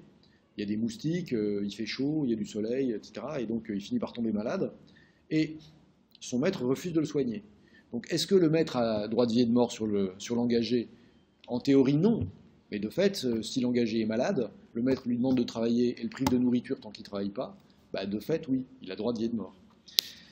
Heureusement, Esquemelin réussit à faire entendre sa détresse, et en fait, le gouverneur de Saint-Domingue, enfin, je vous rappelle que ce qu'on appelle Saint-Domingue à l'époque, c'est l'île, et donc c'est ce qui deviendra Haïti, d'accord?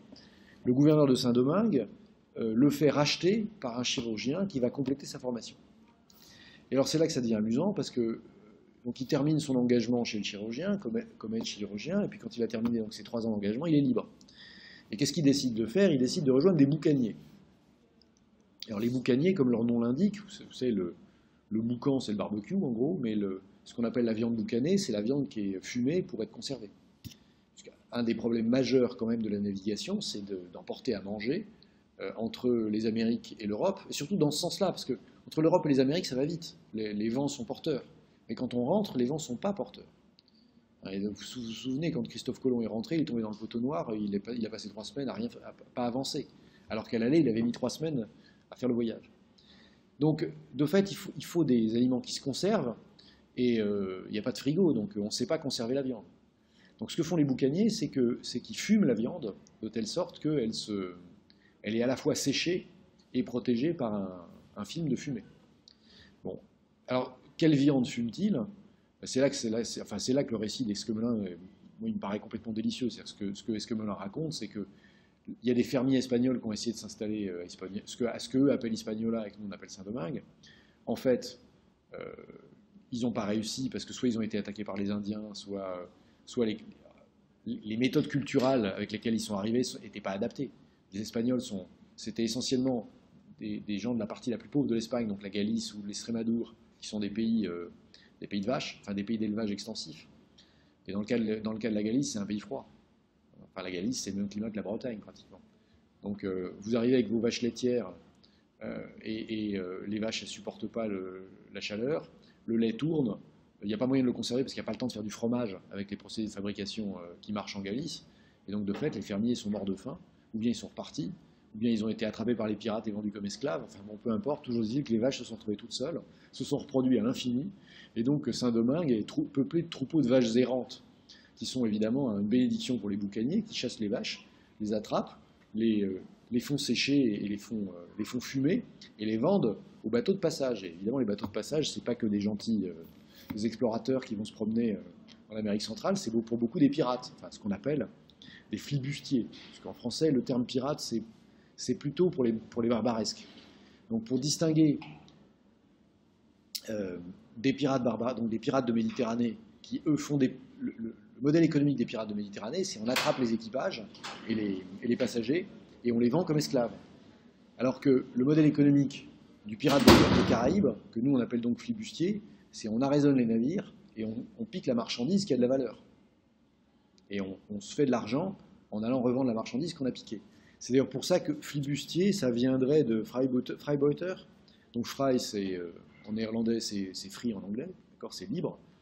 D'ailleurs, les universités libres aux Pays-Bas s'appellent Freie Universität. Okay, et Beuter, c'est la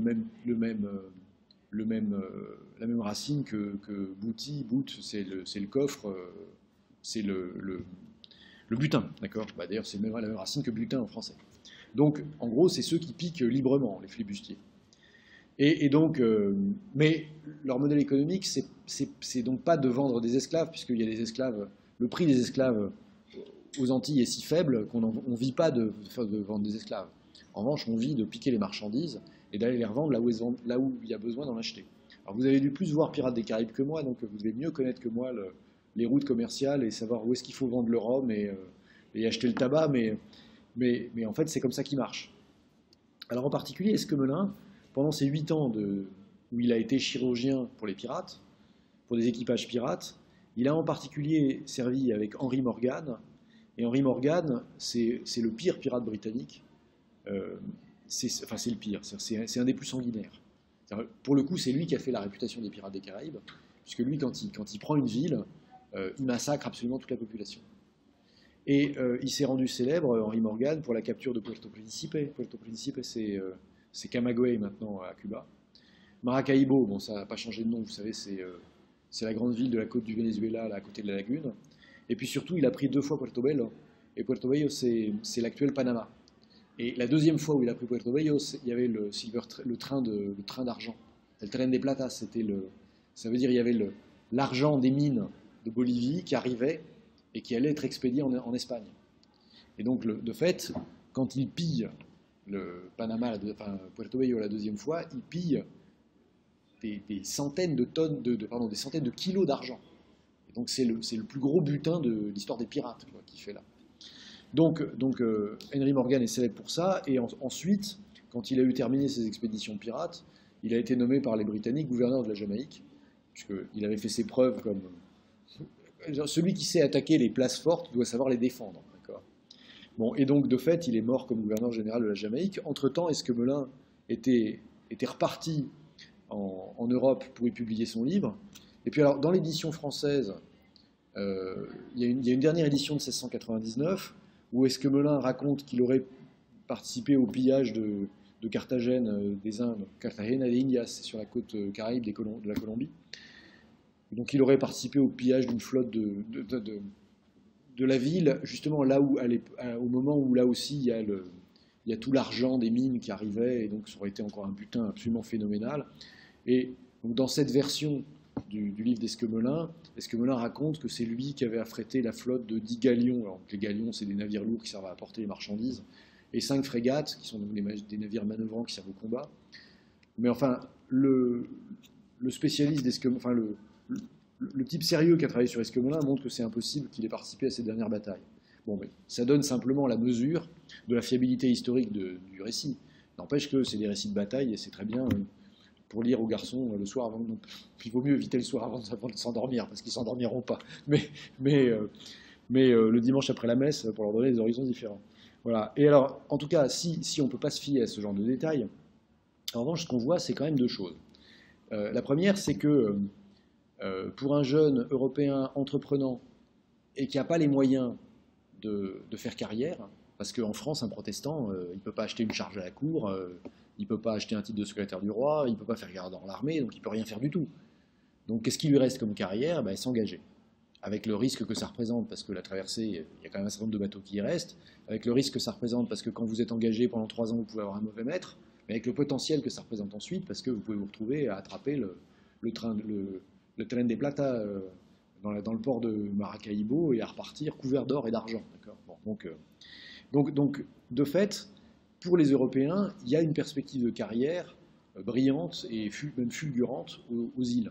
Mais, de manière évidente, Esquemelin, en fait, visiblement, quand il a republié son livre en 1876 à Amsterdam,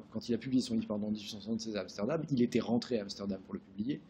Il est assez improbable qu'il soit reparti aux Amériques ensuite. Il a probablement continué sa vie tranquille à Amsterdam, il avait amassé assez d'argent pour vivre confortablement en Europe.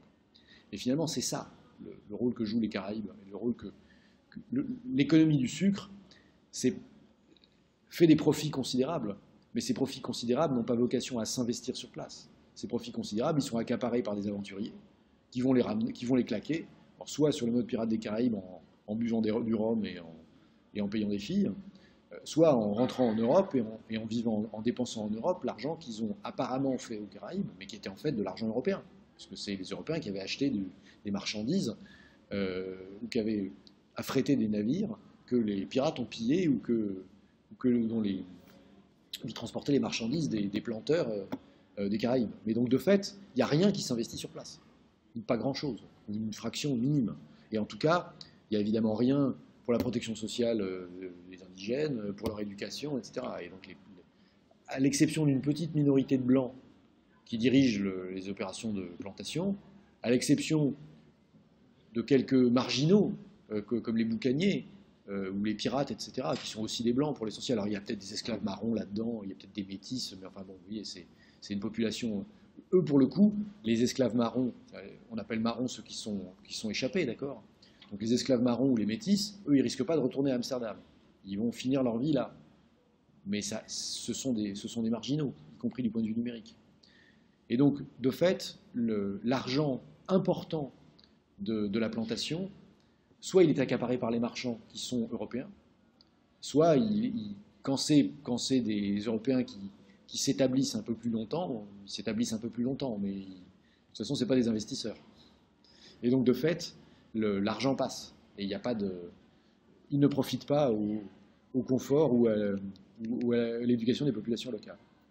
Bon, et donc, de fait, le mode de mise en valeur qui est celui des cultures tropicales, donc on a vu le sucre, mais c'est vrai aussi pour le tabac et puis pour le café, et puis pour le cacao, et pour ce que vous voulez, ça ne laisse rien sur place, ça brûle la terre. Et voilà. Alors, bien que n'étant pas situé dans la mer Caraïbe, en fait, le Brésil présente à peu près le même profil. La seule différence, c'est que au lieu qu'on ait massacré la population indigène, comme c'est le cas dans les Caraïbes, ben, en fait, les Indiens ont très vite compris qu'il valait mieux pas avoir de relations avec les conquérants. Donc, ils se sont réfugiés dans la forêt. Donc, du coup, le terrain est libre. Bon, comme le terrain est libre, on peut faire du sucre. Mais en fait, le sucre, ça marche pas longtemps parce que la concurrence des Caraïbes est évidemment.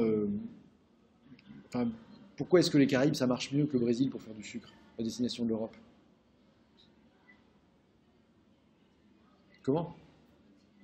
Je vous entends pas. Non, c'est pas une affaire de climat.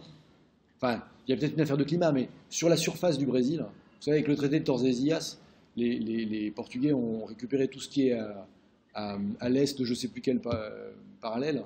Donc ils ont quand même quelques centaines de milliers ou quelques millions de kilomètres carrés. Ils peuvent trouver des endroits où ça pousse. Mais même s'ils trouvent des endroits où le climat est bon, combien de temps il faut pour aller en avion au Brésil? São Paulo, c'est 12h30, ou 12 heures de vol. Les Caraïbes, c'est 8 heures. Donc il n'y avait pas d'avion, mais en bateau, c'est le même ordre de grandeur. De fait, le Brésil, c'est 1,5 fois plus loin comme navigation. Et donc les coûts de transport sont plus élevés. Donc c'est les Caraïbes qui bénéficient d'un avantage, peut-être climatique, mais ça encore une fois, si on est ricardien, on se dit qu'on va mettre d'abord en valeur les meilleures parcelles.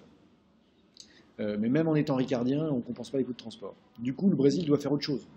Alors ça tombe bien parce qu'il trouve autre chose, c'est qu'on trouve de l'or. Donc mine d'or. Mais l'or, ça n'a qu'un temps. Alors après, on fait du café. Ça pousse bien aussi au Brésil. Après, on fait du caoutchouc naturel. Enfin bon. En fait, les cultures d'exportation se succèdent. Mais tant que les coûts de transport restent déterminants, ben, le Brésil sera loin, quoi. Et il sera concurrencé par des trucs qui seront toujours plus près.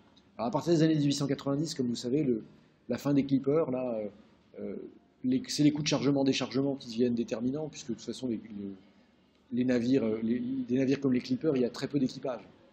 Donc la durée du voyage n'importe pratiquement plus. Et donc à partir des années 1870-1880, le Brésil va vraiment intégrer le commerce international.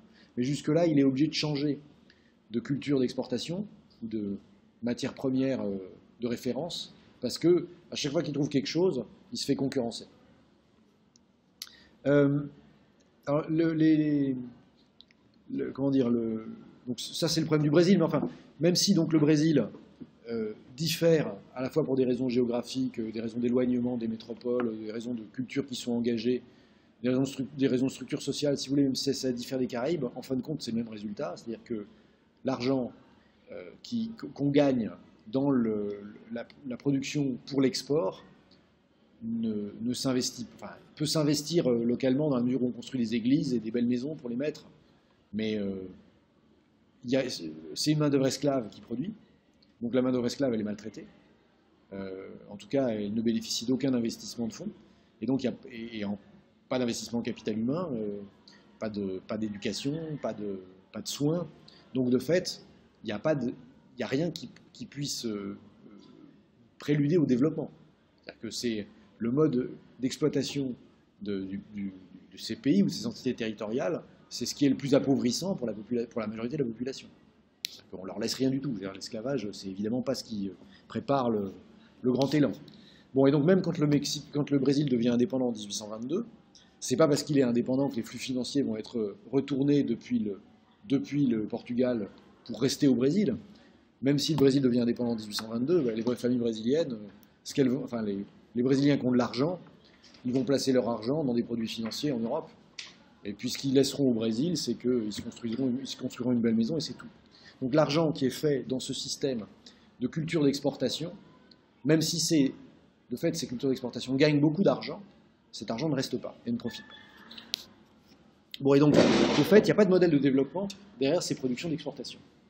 Donc là, on a réglé, hein, on a fait une première description, qui est un premier mode d'exploitation, un premier mode de rencontre entre l'Europe et l'Amérique.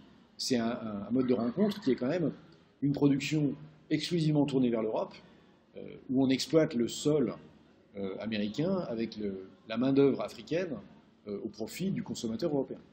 Bon, et avec une intervention marginale des Européens, soit parce qu'ils sont ils sont les directeurs de l'exploitation, soit parce que c'est les commerçants qui organisent le commerce, soit parce qu'il y a quelques marginaux qui font de la piraterie, de la boucanerie, enfin bon, des trucs un peu bizarres et exotiques, mais qui ne sont pas d'une grande signification économique, d'autant que, enfin, vous savez comment ça se termine l'histoire de Pirates des Caraïbes, c'est-à-dire que Pirates des Caraïbes, c'est le bordel intégral pendant tout le XVIIe siècle, parce que les Européens n'ont pas de flotte de combat assez forte pour venir mettre de l'ordre.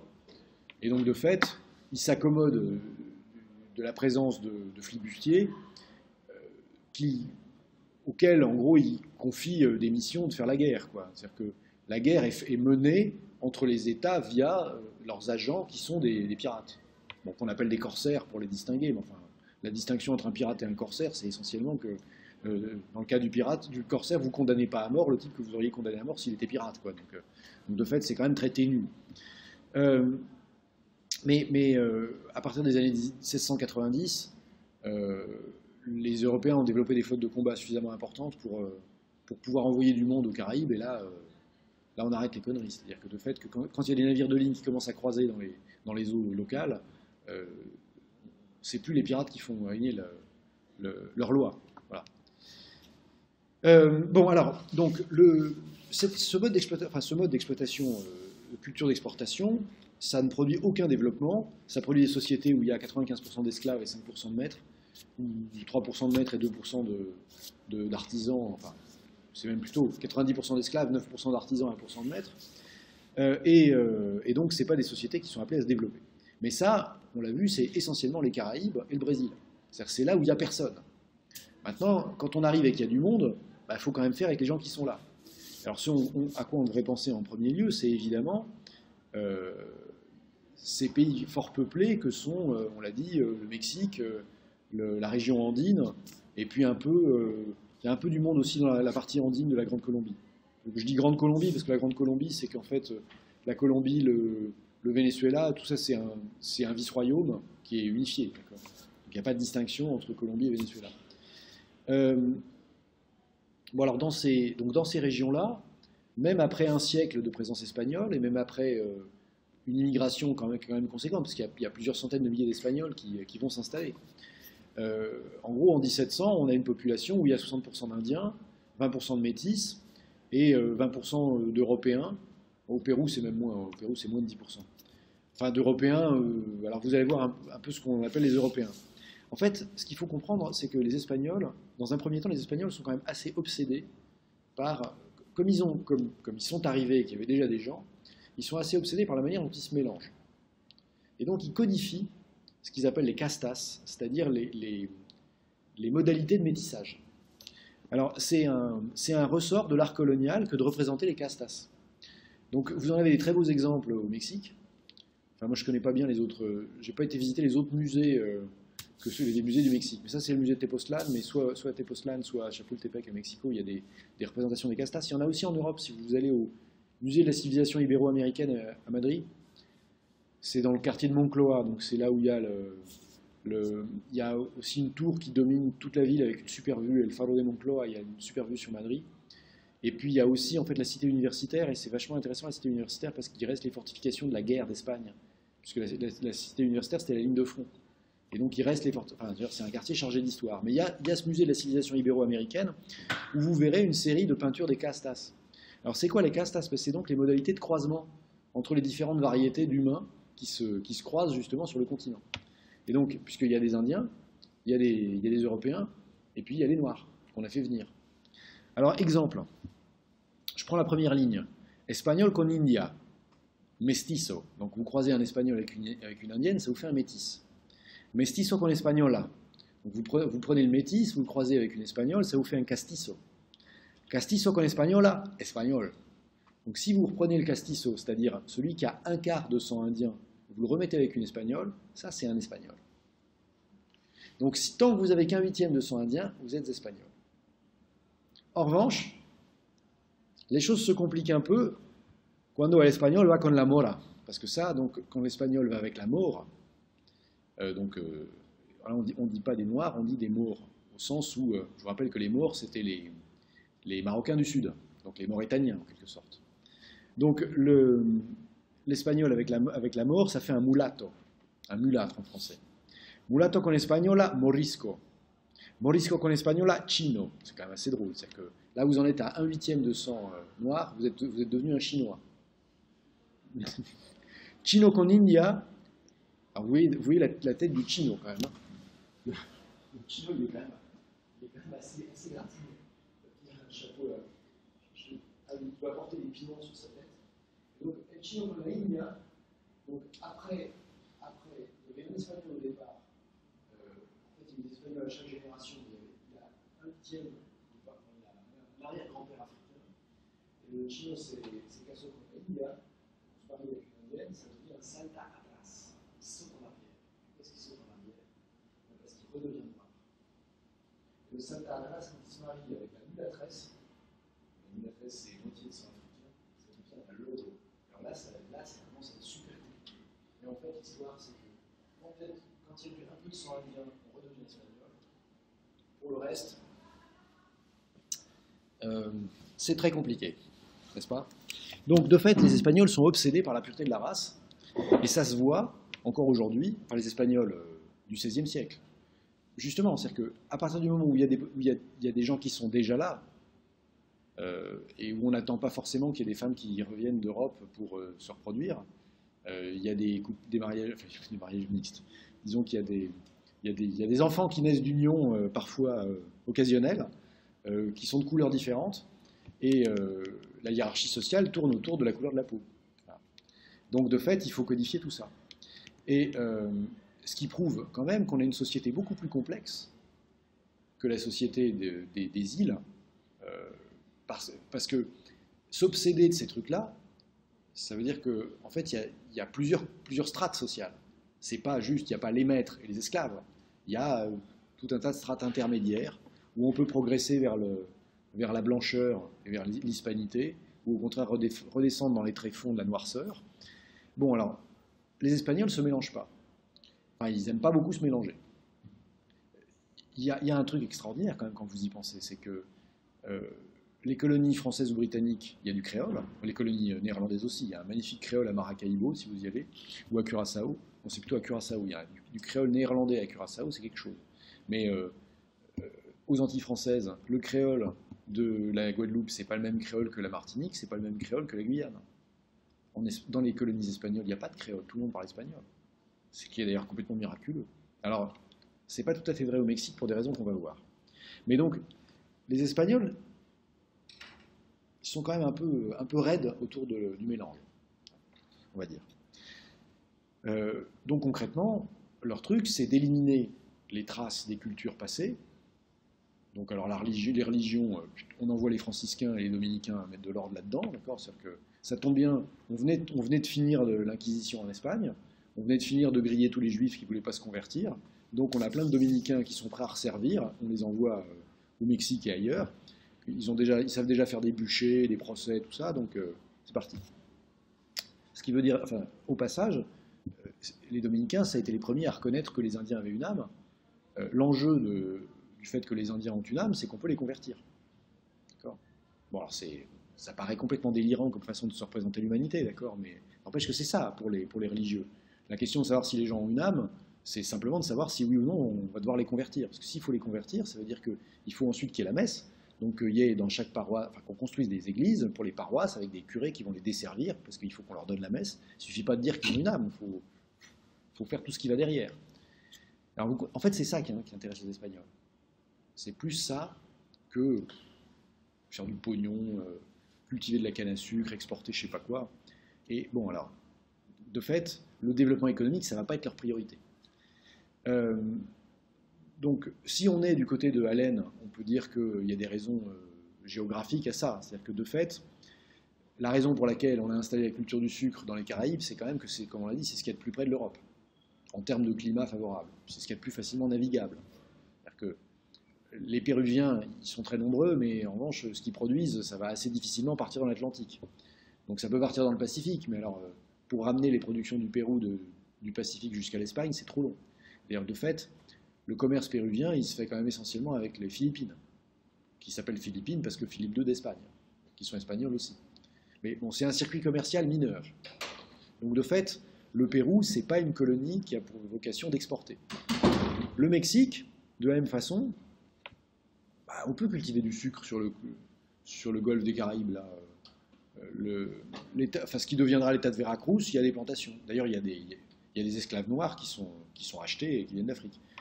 Si vous visitez un jour le Veracruz, il y a des communautés noires. C'est assez étonnant de voir des Mexicains noirs. Enfin, si on n'a pas été prévenu, on ne s'y attend pas. D'autant que ce n'est pas des Mexicains noirs qui sont installés depuis 20 ans. Hein. C'est des Mexicains qui sont là depuis 500 ans. Bon, mais de fait, ils ont été amenés pour cultiver les cannes à sucre, et il y en a quelques-uns qui ont survécu malgré les mauvais traitements. Mais tout le reste du haut plateau, c'est pas du tout commode de faire du commerce. Les routes commerciales, les routes sont pas bonnes. De toute façon, la caractéristique de l'Amérique latine, enfin de l'Amérique avant l'arrivée des Espagnols, c'est qu'il n'y a pas d'animaux de bas, d'accord, VAT, donc il n'y a rien pour transporter les choses. Si, un peu dans les Andes, il y a des lamas, mais sur le plateau mexicain, les Mexicains n'ont pas d'animaux de guerre, enfin d'animaux capables de transporter des guerriers ou des marchandises. Il n'y a pas de cavaliers aztèques, ni sur des lamas, ni sur des chihuahuas, ni sur rien. Donc de fait, il n'y a rien pour rien transporter.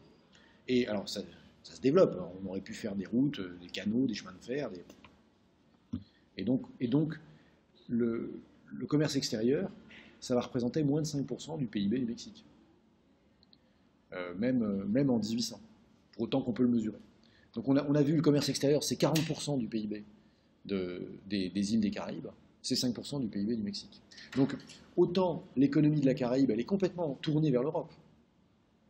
Et elle n'a de sens qu'on produit pour l'Europe et on ramasse du fric, et en échange du fric, on achète des marchandises européennes ou bien on investit en Europe. Mais l'économie coloniale du Mexique, des anciens empires, l'empire andin ou de ce qui deviendra l'espace économique du Mexique, ce n'est pas des économies qui sont tournées vers l'Europe, c'est des économies qui sont complètement autocentrées. Alors, autocentrées, comment ça marche, des économies autocentrées ? Il y a une petite exception quand même, parce qu'il y a un peu d'exportation, c'est l'argent. Que de fait, on découvre au milieu du XVIe siècle des mines d'argent importantes au Potosi, c'est en Bolivie, et puis dans le centre du Mexique, enfin un peu au nord de Mexico, donc d'abord à Zacatecas, qui est dans l'état de Durango, mais c'est au nord-ouest de Mexico, et puis ensuite à Guanajuato, mais c'est des villes qui sont à... Guanajuato, ça va être 150 km de Mexico, et Zacatecas, 250 km. Et c'est des mines d'argent importantes, c'est parce que c'est ça qui va produire le fric, c'est ça qui va faire que les Espagnols vont rester. Alors, donc il y a des mines d'argent, mais ça n'a pas le même effet transformateur que le sucre aux Caraïbes. Parce que, en fait, pour les mines, il n'y a pas beaucoup de monde qui travaille dans les mines. L'argent, ça vaut beaucoup en petite quantité. Donc il n'y a pas beaucoup de monde qui y travaille. Quand je dis pas beaucoup de monde, c'est probablement entre 5 et 10 000 ouvriers pendant toute l'exploitation des mines du Potosi. Et c'est à peu près le double au Mexique, mais vous voyez, si on a 20 000 mineurs au Mexique, sur une population qui était probablement de 20 millions avant l'arrivée des Espagnols, bon, qui est tombée à 2 millions, mais même 20 000 sur 2 millions, c'est quand même rien du tout, quoi. C'est même pas 1%. Enfin, c'est 1%. Voilà. Et c'est 1% de la population, et ça fait 5% du PIB. Donc, c'est significatif pour les Espagnols, parce que pour eux, l'apport d'argent est important, mais c'est pas, enfin, à l'échelle le Mexique, c'est quasiment, c'est pas un continent, mais c'est quand même un pays gigantesque. Ça n'a pas un rôle significatif, économique significatif. Je ne vais pas m'étendre sur les mines, parce que vous avez déjà vu cette photo ? C'est une photo de Sébastien Salgado, vous savez, qui est un photographe franco-brésilien, qui a essentiellement utilisé la photo pour dénoncer les conditions de travail des pauvres dans les pays émergents. Et donc ça, c'est une photo d'une mine d'or brésilienne en 1986, après Jésus-Christ. Donc vous imaginez que si les conditions de travail au Brésil, il y a 30 ans, c'était ça, les conditions de travail au Mexique, il y a 500 ans, ça devait être absolument optimal. Bon, donc je ne m'étends pas sur la vie des Indiens dans les mines, mais vous comprenez que la raison pour laquelle les Indiens meurent, c'est pas seulement les épidémies, c'est aussi qu'ils sont probablement pas très bien traités.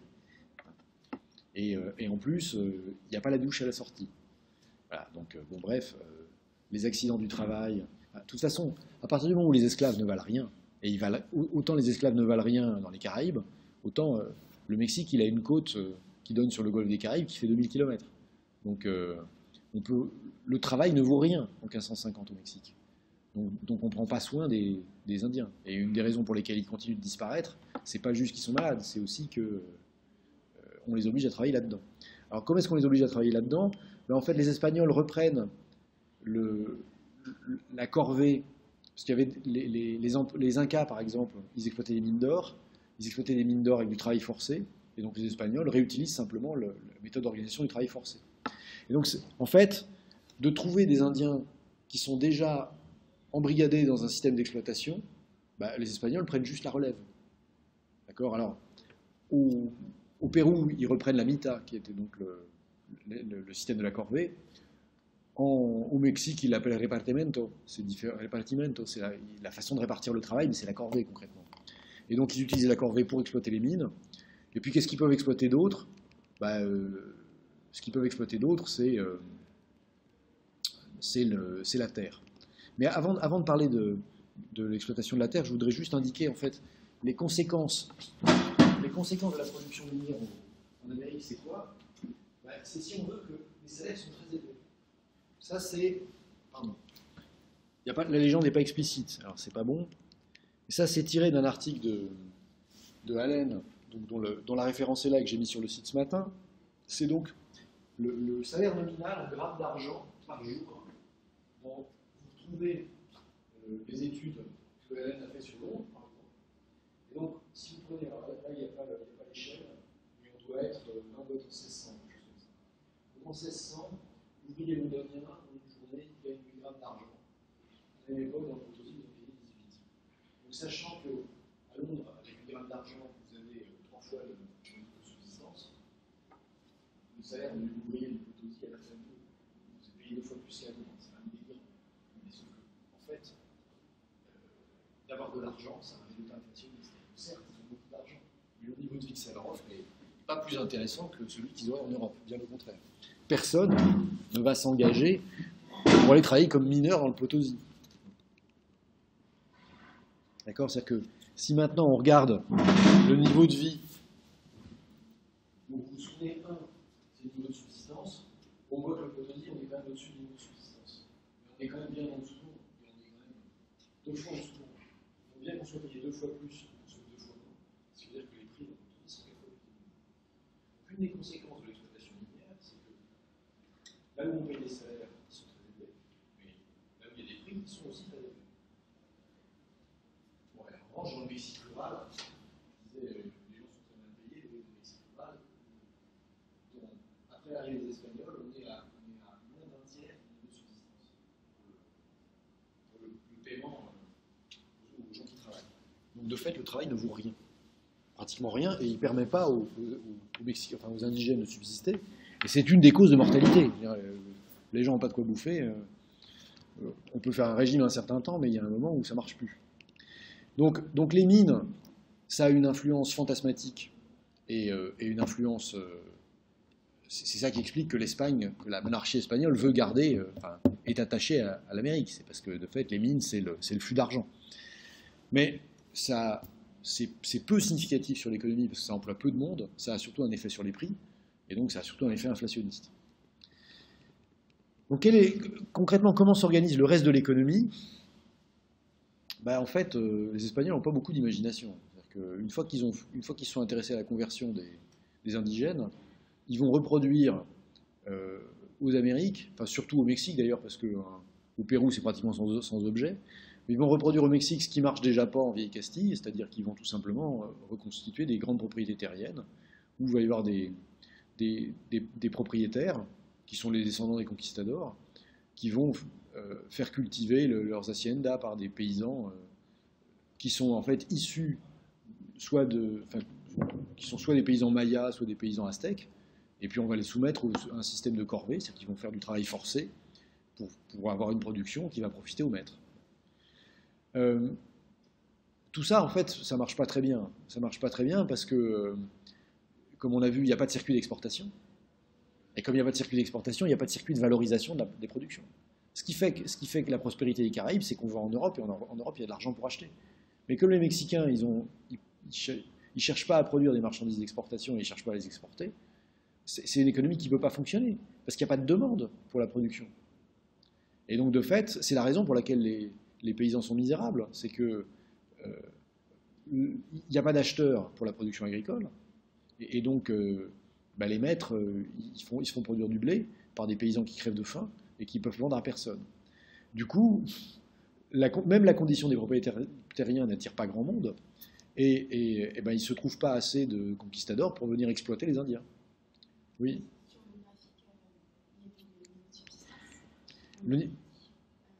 Ouais. Ça, c'est les prix, pardon. Le niveau de subsistance, c'est sur le suivant.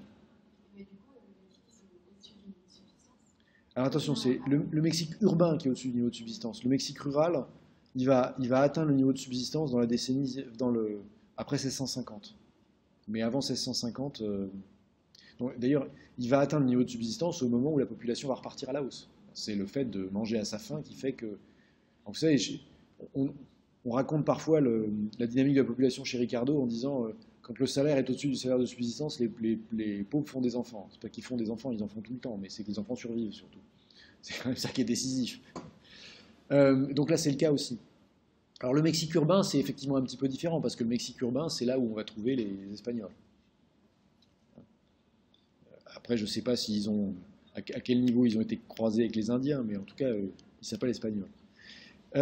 Et donc, eux, ils ont des métiers qui leur permettent d'avoir des revenus un peu au-dessus du niveau de subsistance. Mais si on regarde, vous voyez, ce qui est tout en haut, c'est Philadelphie. Alors, Philadelphie, au début du XVIIIe siècle, on est à 5 fois le niveau de subsistance. Le Mexique urbain, on est à 3 fois dans le meilleur des cas. Ça ne fait pas rêver, et ça ne suffit pas à décider les Espagnols à venir s'installer. Enfin, ça suffit pas à décider beaucoup d'Espagnols à venir s'installer au Mexique. À tel point, et c'est ça qui est, à mon avis, le plus étrange à comprendre, mais qui est nécessaire pour comprendre pourquoi le Mexique est ce qu'il est maintenant. À tel point qu'il n'y a pas assez d'Espagnols pour venir exploiter tous les Mexicains. Ce qui veut dire en fait qu'après avoir détruit l'Empire, les Espagnols, ils abandonnent une grande partie du Mexique à lui-même. Et donc les communautés indiennes, après avoir été secouées dans tous les sens, elles se débrouillent, quoi. Alors, elles se débrouillent sur les terres que leur ont laissées, qui n'ont pas été appropriées. C'est-à-dire qu'il y a la moitié des terres cultivables qui ont été appropriées dans les haciendas, et l'autre moitié qui revient aux Indiens. Un peu comme en Europe. Vous vous souvenez, en Europe, après la Grande Peste, il y a une partie importante de la population qui a disparu, donc du coup, l'agriculture se retrouve beaucoup plus productive, parce qu'en fait, le travail est plus productif, quoi. Donc là, de la même manière, après un dégagement démographique important, les communautés indiennes qui se retrouvent dépeuplées sur des terres importantes et sans qu'on vienne les enquiquiner, leur population progresse assez vite à partir du milieu du XVIIe siècle. Seulement, elles atteignent assez rapidement une limite, justement, qui est la limite entre la surface, les méthodes culturelles et l'organisation sociale, et elles ne peuvent pas aller plus loin, quoi. Elles sont face à un système de grands propriétaires qui, comme ils n'améliorent pas leurs exploitations, comme ils ne prennent pas souci du débouché commercial de leurs marchandises, en fait, le taux de profit est assez faible, assez faible pour qu'ils aient besoin de pressurer terriblement leurs paysans pour avoir le niveau de revenus qu'ils veulent. Et donc, en fait, très rapidement, l'économie mexicaine, elle végète. Elle végète. Une réforme agraire, là aussi, serait nécessaire, comme on l'a évoqué. Et de fait, la révolution mexicaine de 1910, elle tourne autour de la question de la réforme agraire. Et en fait, tout le premier XXe siècle mexicain, c'est l'obsession de la réforme agraire, parce que la population a augmenté. Il reste que 50% des terres appartiennent aux grands propriétaires, 50% des terres appartiennent aux communautés indiennes villageoises, et les communautés indiennes villageoises qui ne changent pas leur méthode culturelle, leur population est en équilibre mais ne peut pas augmenter, et les grands domaines sont très mal cultivés.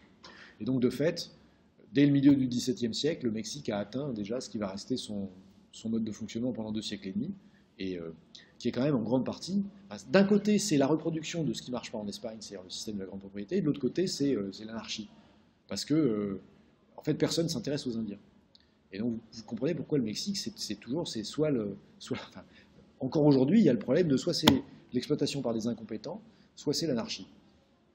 Et c'est très compliqué quand vous êtes un incompétent qui exploite des gens, d'aller expliquer à ceux qui vivent dans l'anarchie, c'est-à-dire ceux qui s'occupent eux-mêmes, que vous allez leur expliquer comment il faut faire. Parce que ce qu'ils voient, C'est que vous maltraitez vos paysans, ils n'ont surtout pas envie que vous fassiez la même chose chez eux. Voilà, donc il y a un problème d'autorité. Bon, donc de fait,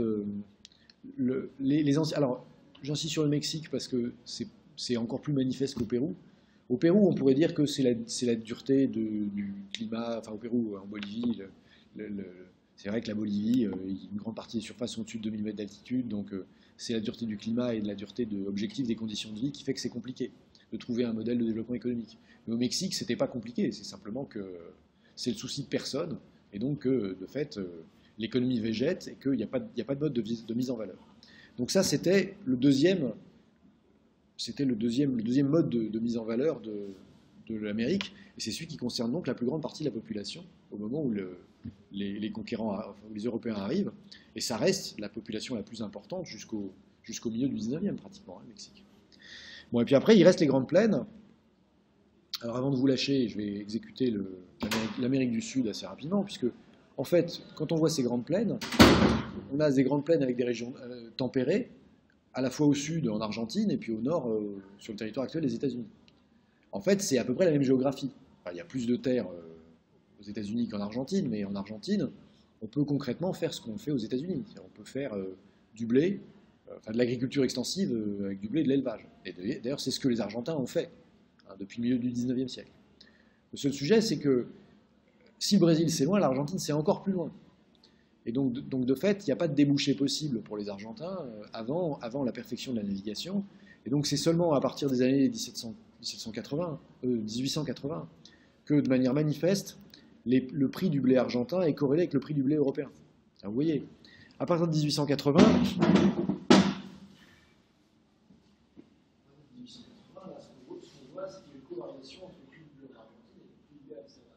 c'est pas le cas en 1880. En 1880, on montait des pics en Argentine quand il y a des baisses. Ce qui veut simplement dire que le système de transport n'est pas encore suffisamment.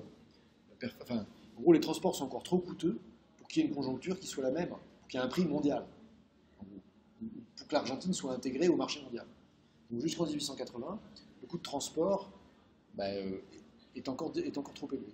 Donc l'intégration de l'Argentine dans le commerce international va se faire avec le blé et la viande, mais d'abord le blé parce que ça les clippers on sait faire donc dès les années 1880, ensuite la viande parce qu'il faut des navires frigorifiques, donc c'est plutôt 1900. Mais l'Argentine, géographiquement, ils ont à peu près le même potentiel que les États-Unis. Ils ont le même type de climat, beaucoup de surface, et des Indiens pas très présents. Voilà. Seulement, comme vous le savez, ça n'a pas donné tout à fait le même résultat que les États-Unis. Bon, pourquoi? On verra ça la semaine prochaine. Merci de votre attention. Bonne semaine.